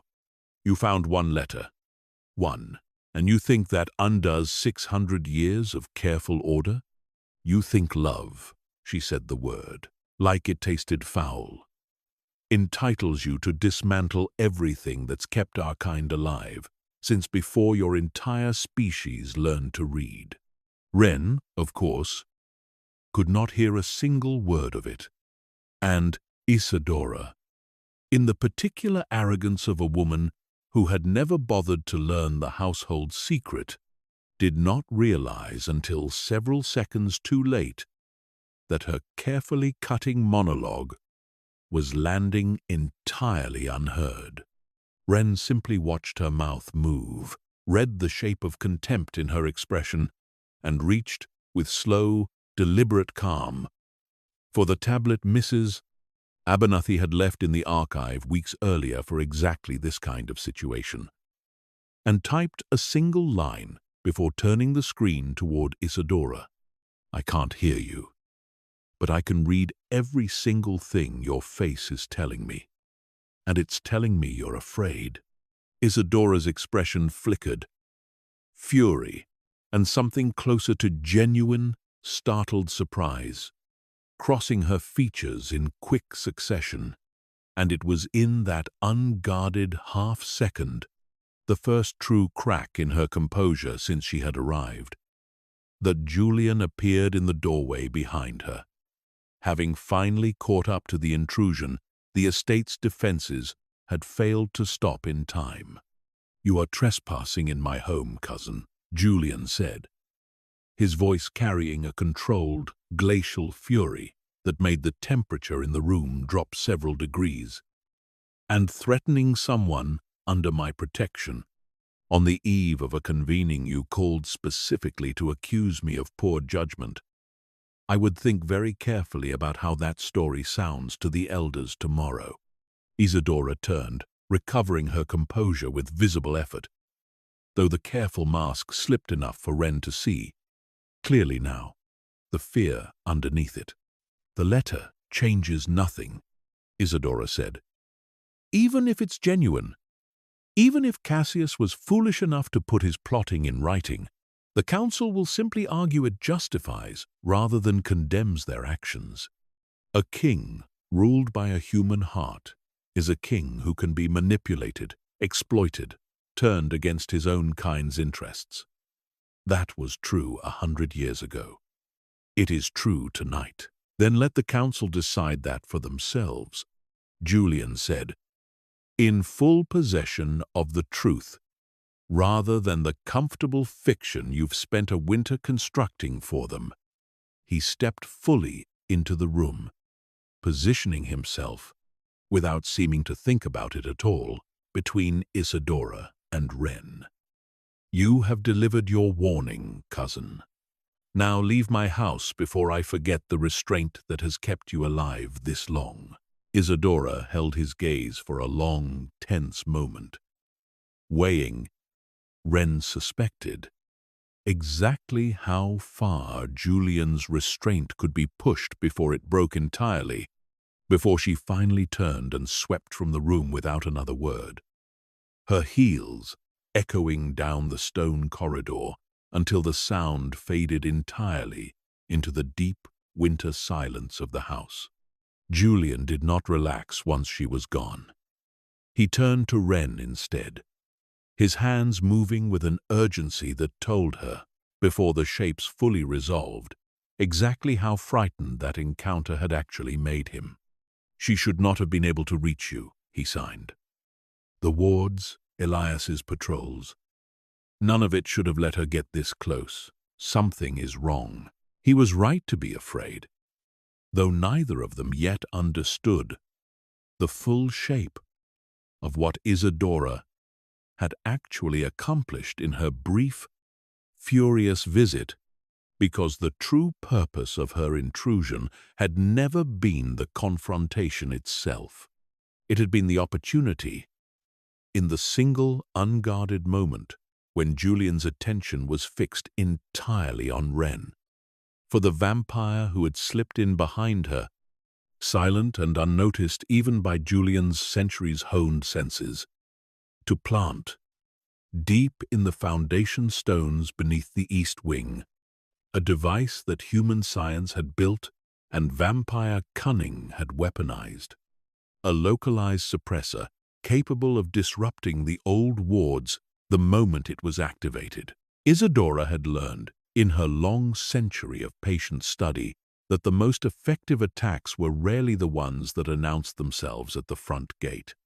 The council convening took place the following evening, in the same hidden Boston chamber where Isidora and Cassius had first begun their plotting months before, a vast wood-paneled room beneath the unremarkable office tower, filled now with elders from every coven along the eastern seaboard, ancient faces Julian had known for centuries, arranged in careful, watchful rows, waiting to pass judgment on the king who had ruled over all of them for longer than most of their own bloodlines had existed.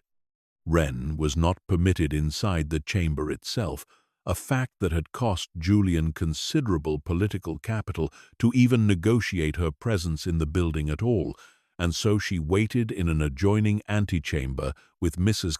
Abernathy and Elias, watching through a narrow gap in the heavy doors, unable to hear a single word of the proceedings but reading, with the particular fluency of a woman who had spent her whole life reading rooms rather than sound, the shifting tide of the argument in the faces of the elders as it unfolded.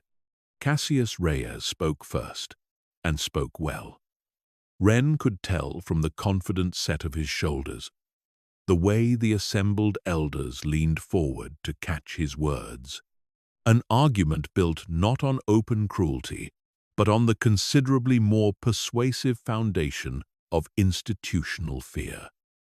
A king distracted by human attachment, a court destabilized by sentiment, a throne whose judgment could no longer be trusted to prioritize the collective interests of the coven over the interests of a single human heart.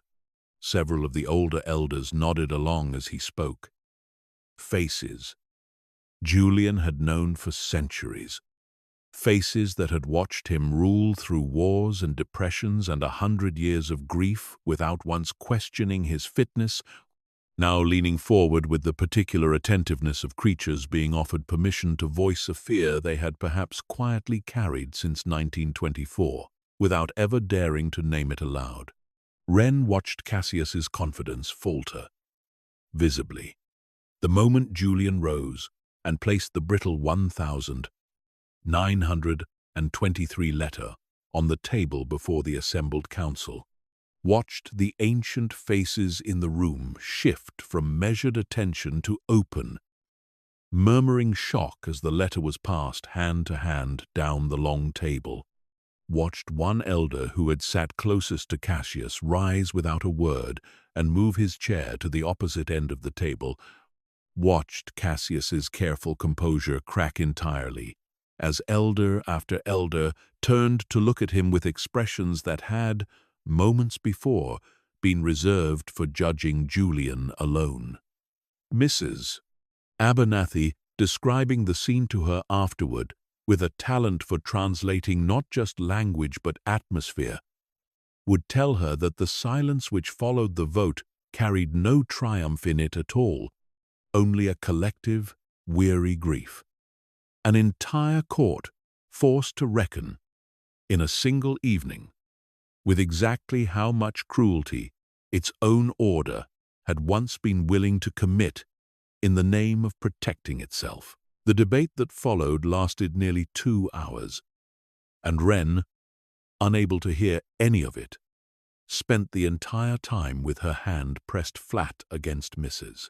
Abernathy's arm, drawing what comfort she could from the older woman's steady, unbothered presence, until finally the heavy chamber doors opened, and Julian emerged, and Wren, reading the expression on his face before he had crossed half the distance between them, understood, with a flood of relief so total it nearly buckled her knees, exactly what the council had decided. They stripped Cassius of his seat, Julian signed, the moment he reached her, and 2 others who signed the original order alongside him. Isadora's challenge to my fitness collapsed the moment the letter's contents became public. No council in 600 years has ever willingly handed a rival that kind of ammunition. She will not recover her standing from this for a very long time. Wren let out a breath she felt she had been holding for 3 weeks straight, and Julian, watching the relief break across her face, pulled her into an embrace that neither of them had ever permitted themselves in such a public, formal space before. Careless, in that single, unguarded moment, of the elders still filing out of the chamber behind him. Careless of every careful political calculation that had governed his existence for 600 years. Caring only that the woman in his arms was safe and that the danger that had shadowed their entire winter together had finally, definitively, broken in their favor. It was, of course, too soon to celebrate, though neither of them understood that yet, because Isadora Voss had not spent a century learning patience only to abandon it the moment her first plan collapsed. She had learned, watching Cassius's public disgrace unfold from the back of the chamber, her carefully cultivated political capital burning to ash in real time, that the council's formal channels were now closed to her entirely, and had understood, with the cold, clear focus of a woman recalculating rather than surrendering, that whatever came next would have to happen far outside the reach of any chamber, any letter, any formal process the council could still, however weakly, hold her accountable to. The device buried beneath the East Wing's foundation stones was still waiting, silent and undiscovered, exactly where her agent had planted it 3 nights before. They returned to the estate 2 days later, the household staff greeting them with the particular relief of people who had spent the winter bracing for a catastrophe that had, against all odds, failed to arrive, and for a brief, golden week, Wren allowed herself to believe that the danger had genuinely passed, that the letter's discovery had ended not just Isadora's formal challenge, but the entire war beneath it. She returned to the archive with a lightness she had not felt since before Mrs.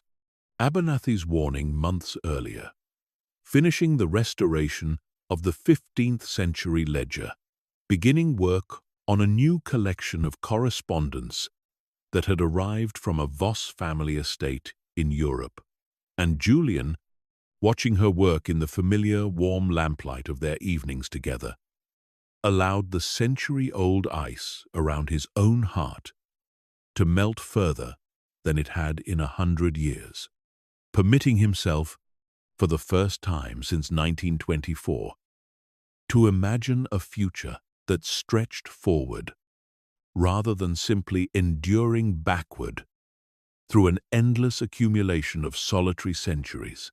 It was a Thursday evening, 8 days after the convening, when Isadora activated the device. Wren felt it before she understood what it was, a strange, sudden pressure change in the air of the archive room.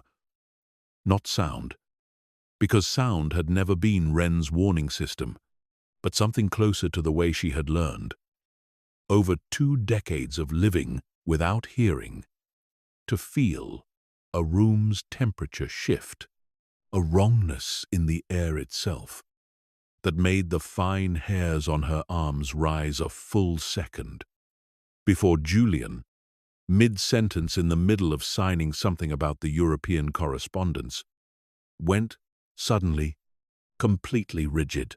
The wards, Julian signed, his hands moving fast now, urgent in a way Wren had never seen from him. Something's happened to the wards. I can feel the house's protection failing. The lights in the archive flickered once, and then the low, constant hum of the estate's electrical systems died entirely, plunging the room into the deep, absolute dark of a coastal winter night with no moon to soften it. And in the sudden silence that followed, Wren felt Julian's hand close around hers with a fierceness that told her, more clearly than any signed sentence could have, exactly how much danger had just arrived at their door. "Stay behind me," Julian signed against her palm in the dark, tracing the shapes there instead of relying on sight.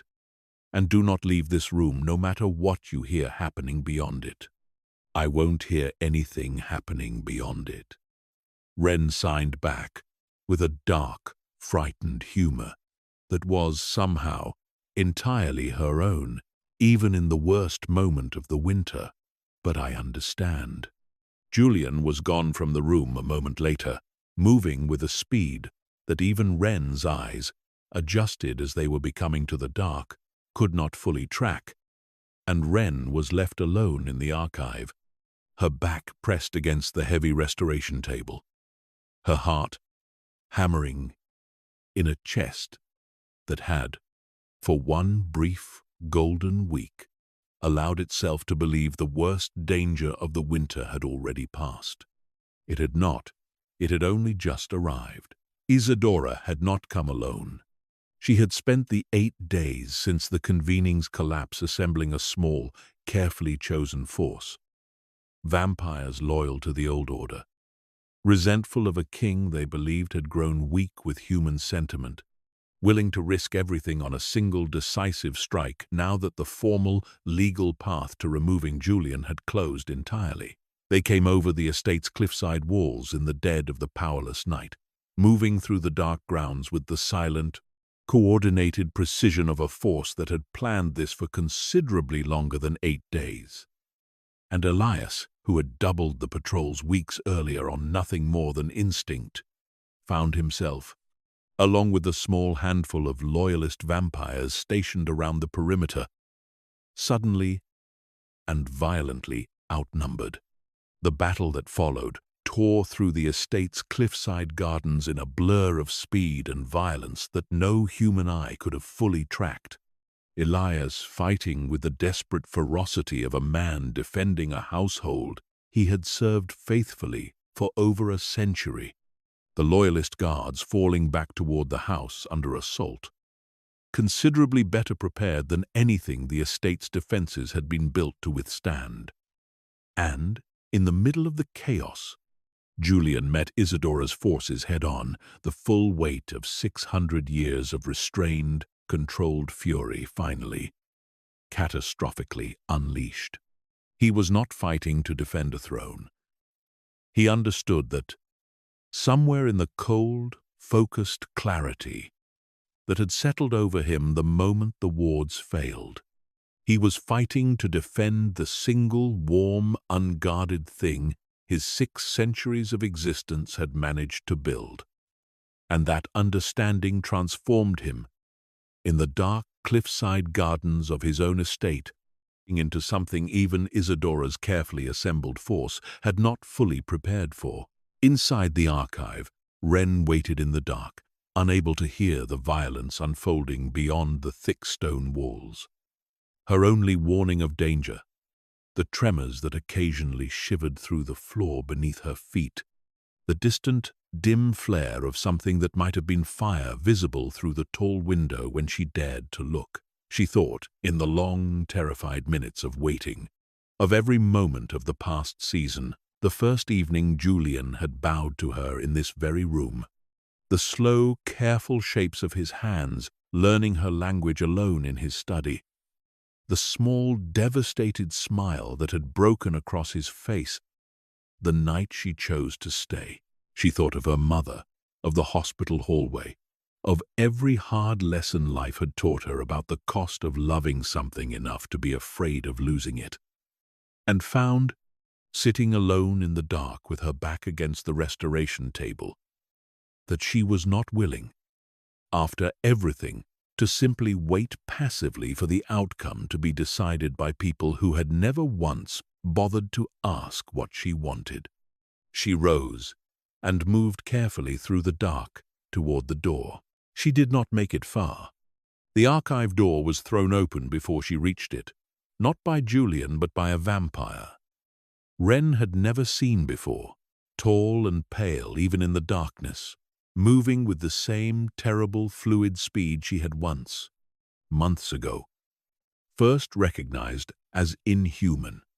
And Wren understood, in the single frozen second before he crossed the room toward her, that Isadora's plan had never simply been to defeat Julian in open combat. It had been, all along, to reach the one target that would break him more completely than any physical wound ever could. She fought because she had spent her whole life refusing to be the passive thing other people decided she was, throwing the heavy tablet from the restoration table with all the strength her human body possessed, catching the vampire across the temple with enough force to stagger him for a single crucial second. A second she used to scramble backward toward the far wall, reaching blindly for anything that might serve as a weapon. Her hand, closing finally around the heavy brass letter opener Mrs. Abernathy kept on the archive's side table for opening the estate's endless formal correspondence. It was not enough. The vampire recovered in less than a second, closing the distance between them with a speed no letter opener could hope to counter, his cold hand closing around her throat and lifting her off her feet with an ease that made her stomach lurch. And Wren, staring into the flat, hungry eyes of a creature who intended to use her death as the final, devastating weapon in a war she had never asked to be part of, felt, beneath the terror, a fierce, burning refusal to let this be the way her story ended. She did not scream because she could not, but she fought with everything her body had left, clawing at the hand around her throat. And it was that fight, that desperate, undignified, entirely human refusal to simply accept the ending she'd been handed, that bought her the seconds she needed for Julian, moving faster than even his own 6 centuries of speed had ever demanded of him, to arrive. He did not simply kill the vampire holding her. He removed him from existence with a violence so total, so absolute, that the archive room bore the marks of it for weeks afterward. And the moment Wren's feet touched the floor again, gasping, her throat raw and bruised, but her lungs finally, blessedly full, Julian was in front of her, his hands moving to cup her face, with a desperate, trembling gentleness that stood in stark, devastating contrast to the violence he had just unleashed on her behalf. "Are you hurt?" he signed, his hands shaking badly enough that the shapes barely formed. "Are you hurt? Wren? Please, I need you to tell me you're not hurt." "I'm okay," Wren signed back, her own hands trembling just as badly. The battle beyond the archive walls was not yet finished, and Julian, torn between the desperate need to stay beside her and the equally desperate need to end the threat, still moving through his estate's grounds, made the only choice a king protecting everything he had left could make. "Stay here," he signed. "This room, this door. Do not move from this spot, no matter what." Wren nodded, and Julian was gone again, back into the dark, back into the violence. And Wren, alone once more in the wrecked archive room, understood with sudden, terrible clarity that Isadora herself had not yet been accounted for, that the vampire who had come for her had been sent while Isadora, true to the pattern of every calculated move she had made all winter, remained somewhere safely removed from the actual violence, waiting to see how the pieces fell before committing herself to the field. She was wrong about that, though she would not learn how wrong until it was already too late to matter. In the moments before Julian left the archive to search for Isadora, the rest of the estate's grounds remained locked in a violence that Wren, deaf to every sound of it, could only measure by the tremors reaching her through the stone floor. Elias fought at the eastern gate with 3 of Isadora's hired soldiers pressing him back toward the servants' entrance, his century of loyalty to the Voss household distilled, in that single desperate stretch of the night, into pure, disciplined survival, parrying blows that would have ended a younger vampire twice over, buying time the way he had always understood his role in the household to require not glory, never glory, simply enough time for the people he served to survive whatever the night demanded of them. Mrs. Abernathy, who had spent 40 years managing a household of the undead with the same brisk, unflappable competence she brought to every domestic crisis, proved herself, in the chaos, considerably more formidable than her role as head of staff had ever suggested.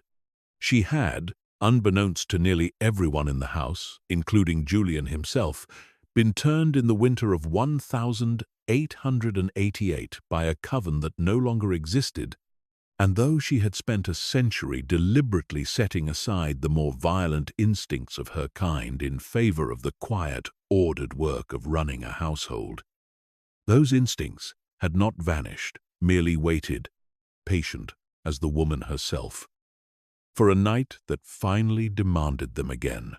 She met 2 of the intruders in the kitchen corridor with nothing more than a cast-iron skillet and the accumulated fury of 4 decades spent quietly protecting a family she had come, over the years, to love as her own, and left both of them considerably worse for the encounter before continuing on toward the East Wing, toward the one member of the household she had personally sworn, months earlier, to protect above all others.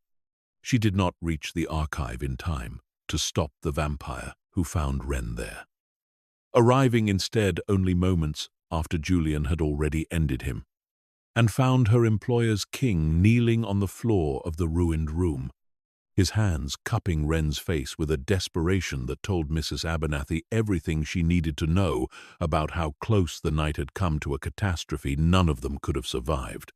She did not interrupt them.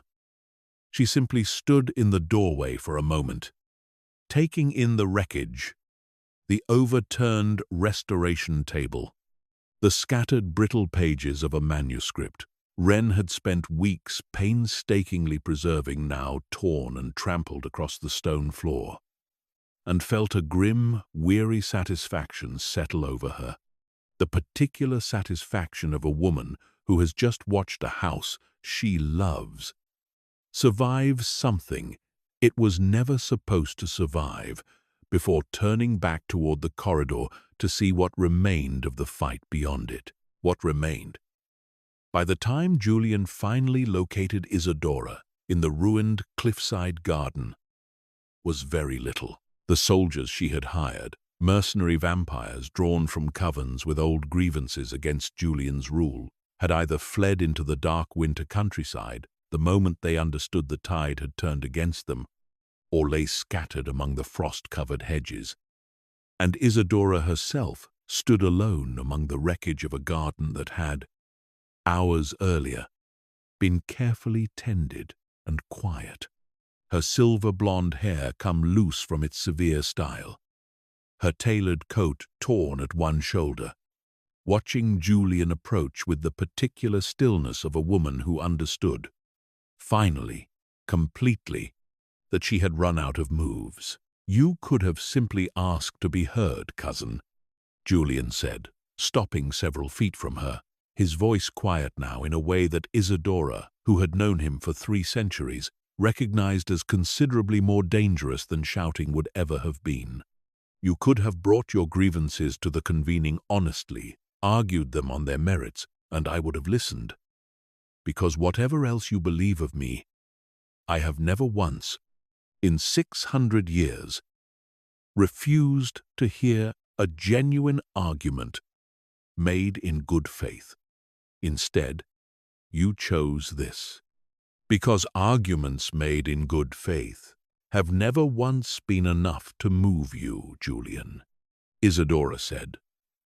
And for the first time all winter, something raw and unguarded broke through the careful composure she had maintained through every previous encounter. "I watched you rule for 300 years before I was ever born into this world as anything more than a mortal girl. I watched you turn every warmth you might have felt into policy instead, every grief into governance. And I told myself that was simply what strength looked like, that a king who felt nothing could never be broken the way weaker rulers were broken. And then you found her, the first one, and for 11 months I watched you become something I did not recognize, something soft, something the council genuinely believed could be exploited by any clever enough enemy. And when they took her from you, I told myself it was necessary, that the throne could not survive what you were becoming. And when I proved you wrong," Julian said, "when 6 centuries of rule continued exactly as steadily under my grief as it ever had under my composure, did that not tell you anything at all? It told me you had simply learned to grieve efficiently," Isadora said. "It did not tell me love was safe. It told me you had survived losing it. And I was not prepared, cousin, to watch this court gamble that survival a second time on the strength of a girl who cannot even scream when the knife finally comes for her. Underestimating her," Julian said, "was your first mistake. Believing that love makes a king weaker rather than harder to break was your second. But choosing to send men into my home, into the one room in this entire estate where she should have been safest, to prove your point, that, Isadora, was the mistake you will not survive." Isadora did not run, because some proud, exhausted part of her understood there was nowhere left to run to. And when Julian ended, in the space of a single breath, a rivalry 3 centuries in the making, she met it not with the desperate terror of the mercenaries who had fled before her, but with the strange, quiet relief of a woman who had spent a century carrying a war she had never fully wanted to fight. Finally, completely, set it down. He did not return to the archive immediately afterward. He stood alone in the ruined garden for a long moment, the winter wind cutting cold off the Atlantic, the last of the night's violence, finally, completely finished, and allowed himself, for the first time since the wards had failed, to simply breathe, to feel the full weight of how close he had come to losing everything a second time, before he turned and made his way back through the wrecked grounds toward the one thing that mattered more to him than the throne he had just definitively secured. Wren was waiting exactly where he had left her, and when he appeared in the archive doorway, bloodied and exhausted but whole, she crossed the room and threw herself into his arms with a force that would have staggered a lesser creature. and Julian held her, his face buried in her hair, both of them shaking with the particular trembling relief of two people who have just survived the worst night of their lives together and found, on the other side of it, that the thing they had been fighting to protect was still, impossibly, intact. It was Wren who pulled back first, her hands rising between them, and Julian, watching her fingers move in the dim emergency light that had finally flickered back on somewhere deep in the house, felt his breath catch entirely at what she signed. "I see you." Wren signed, slow and deliberate. In this ruined room, after everything they had survived together, an entirely different weight, not just your face, not just what you show the world, but all of it, the king and the grief and the century of silence, and the man underneath all of it, who learned an entire language, just so I wouldn't have to carry the burden of being understood alone anymore.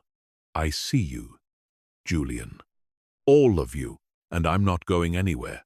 Julian, who had not permitted himself to weep in over 100 years, who had buried a first love and 4 years of grief and a century of careful, controlled solitude beneath a composure so absolute his own court had believed him incapable of feeling anything at all, felt something in his ancient chest give way entirely, and did not try to stop it.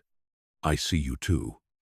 He signed back, his hands unsteady with an emotion he no longer had any interest in hiding. "I have seen you since the first night you walked into this room, and I felt, for the first time in a century, a silence that wasn't empty. You didn't just save my life tonight, Wren. You saved all of it. Every century I had left to live without you in it." He kissed her then, in the wrecked, lamplit ruin of the archive room, with the particular desperate gentleness of a man who has spent 600 years believing himself incapable of this kind of tenderness and found, against every careful expectation he had built for himself, that he had simply been waiting all along for the one person patient enough, brave enough, and fluent enough in the particular grammar of quiet devotion to teach him how. The weeks that followed brought a kind of order to the estate that Mrs. Abernathy, in 40 years of service, had never once witnessed. The council, learning the full scope of what Isadora had orchestrated, moved swiftly to strip her memory and her name from every formal record the coven kept, the particular vampire punishment reserved for those whose ambition had threatened the stability of the entire Eastern court. And Julian, in the aftermath, found himself facing a council considerably more deferential, considerably more careful of his judgment than any body of elders had been in the 6 centuries of his rule. He did not use that deference to punish further. He used it, instead, to change the old laws themselves, the ancient statutes that had once made a human consort little more than a liability to be managed or eliminated, rewriting, over the following months, the very foundation of what the throne considered a legitimate claim to love, so that no future king or queen of his court would ever again face the choice between the crown and the person they had chosen to spend it beside.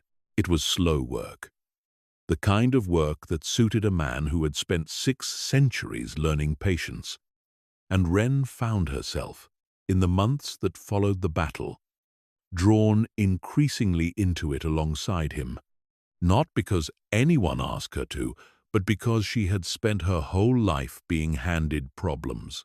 The world assumed she was too fragile or too limited to solve, and found, sitting beside Julian in the same study where he had once practiced her language alone late into the night, that she had a great deal to say about what a fair system of governance ought to look like for anyone the old order had once dismissed as too different, too other, too inconvenient to accommodate. Mrs. Abernathy, once the truth of her own long-buried nature became simply another quiet fact of the household, rather than a secret carefully guarded, took to reorganizing the estate's defenses with a thoroughness that made even Elias, who had served as head of security for over a century, admit with visible reluctance that he had underestimated her considerably. She trained a new generation of loyalist guards through the following spring, insisted on wards considerably more sophisticated than the ones Isadora's agent had managed to disable, and made it, in her own quiet way, personally known throughout the coven that any future attempt against the household would find her waiting long before it found its intended target.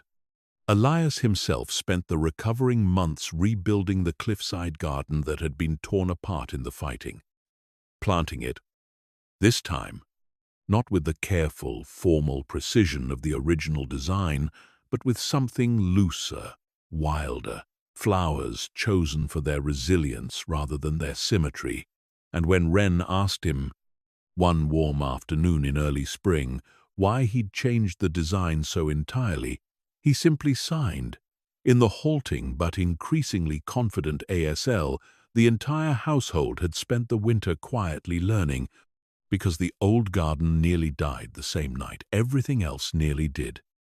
Seemed wrong to rebuild it exactly the way it was before, as if nothing happened here. Wren understood that completely, and found, walking through the new garden, as it slowly filled in over the following months, that she felt the same way about the life she was building inside these walls. Not a return to what had existed before the danger, but something new grown deliberately out of the wreckage, stronger for having survived it. She finished the restoration of the estate's full archive that spring, every fragile document brought back from the edge of being lost forever, including, in the final weeks of the project, the manuscript that had been torn and trampled the night of the attack, which Wren spent nearly a month painstakingly repairing, piece by piece, refusing to let even that damage stand as the final chapter of its long history. When she finally laid the last restored page beneath its archival glass, Julian stood beside her exactly as he had months earlier, before any of it had happened, and Wren felt, in that quiet, ordinary moment, the full weight of how far they had both come since the first night she'd sat at this table, unaware that the silent man in the doorway watching her work was about to become the entire shape of her future. There was a small ceremony in early summer, though neither Wren nor Julian had ever cared much for spectacle, and the guest list reflected it. Mrs. Abernathy standing as the closest thing either of them had to family in this new world. Elias solemn and visibly moved, in a way he tried, without much success, to hide behind his usual composed reserve. A handful of loyalist household staff who had spent the winter learning an entire second language simply so that the woman who had become, in all but name, their own queen would never again have to feel unseen in her own home. The ceremony itself was conducted, at Wren's insistence, entirely in sign. Every vow, every promise, translated simultaneously for the small gathering of hearing guests by an interpreter Mrs. Abernathy had personally located and vetted, so that for once, in a room full of people, it was the hearing world that had to work to understand the language of love being spoken, rather than the reverse. Julian, standing across from her in the golden early evening light of the rebuilt garden, signed his vows with hands that no longer moved, with the stiff, careful deliberation of a man learning an unfamiliar grammar, but with the fluent, unhurried confidence of someone who had spent an entire winter falling in love with a language built for exactly this kind of devotion, precise, patient, requiring nothing from the person receiving it except the willingness to watch closely enough to understand. I spent 600 years believing silence was something to be endured, he signed, before the small gathered witnesses, before the woman who had taught him otherwise. I ruled an empire built on it, hid a century of grief inside it, and told myself, for longer than I can properly measure, that no voice would ever again make that silence worth breaking. I was wrong. It was never a voice I needed. It was you, Ren, reading every shape of it with the particular fluency of a woman who had spent her whole life learning to find meaning where the rest of the world assumed there was none, signed her answer with her whole chest, her whole history, every hard year that had led her, against every reasonable expectation, to exactly this garden, exactly this man, exactly this quiet, complete language they had built together out of nothing but patience and open hands. I spent my whole life being told my silence made me less, she signed back. Less capable, less worth the effort, less deserving of being fully known. You were the first person who ever looked at that silence and decided it was worth learning an entire new life to understand. I don't need you to speak for me, Julian. I never did. I just needed someone willing to listen the way you have every single evening since the night you found me in that archive and discovered a mind that made no noise at all. I see you.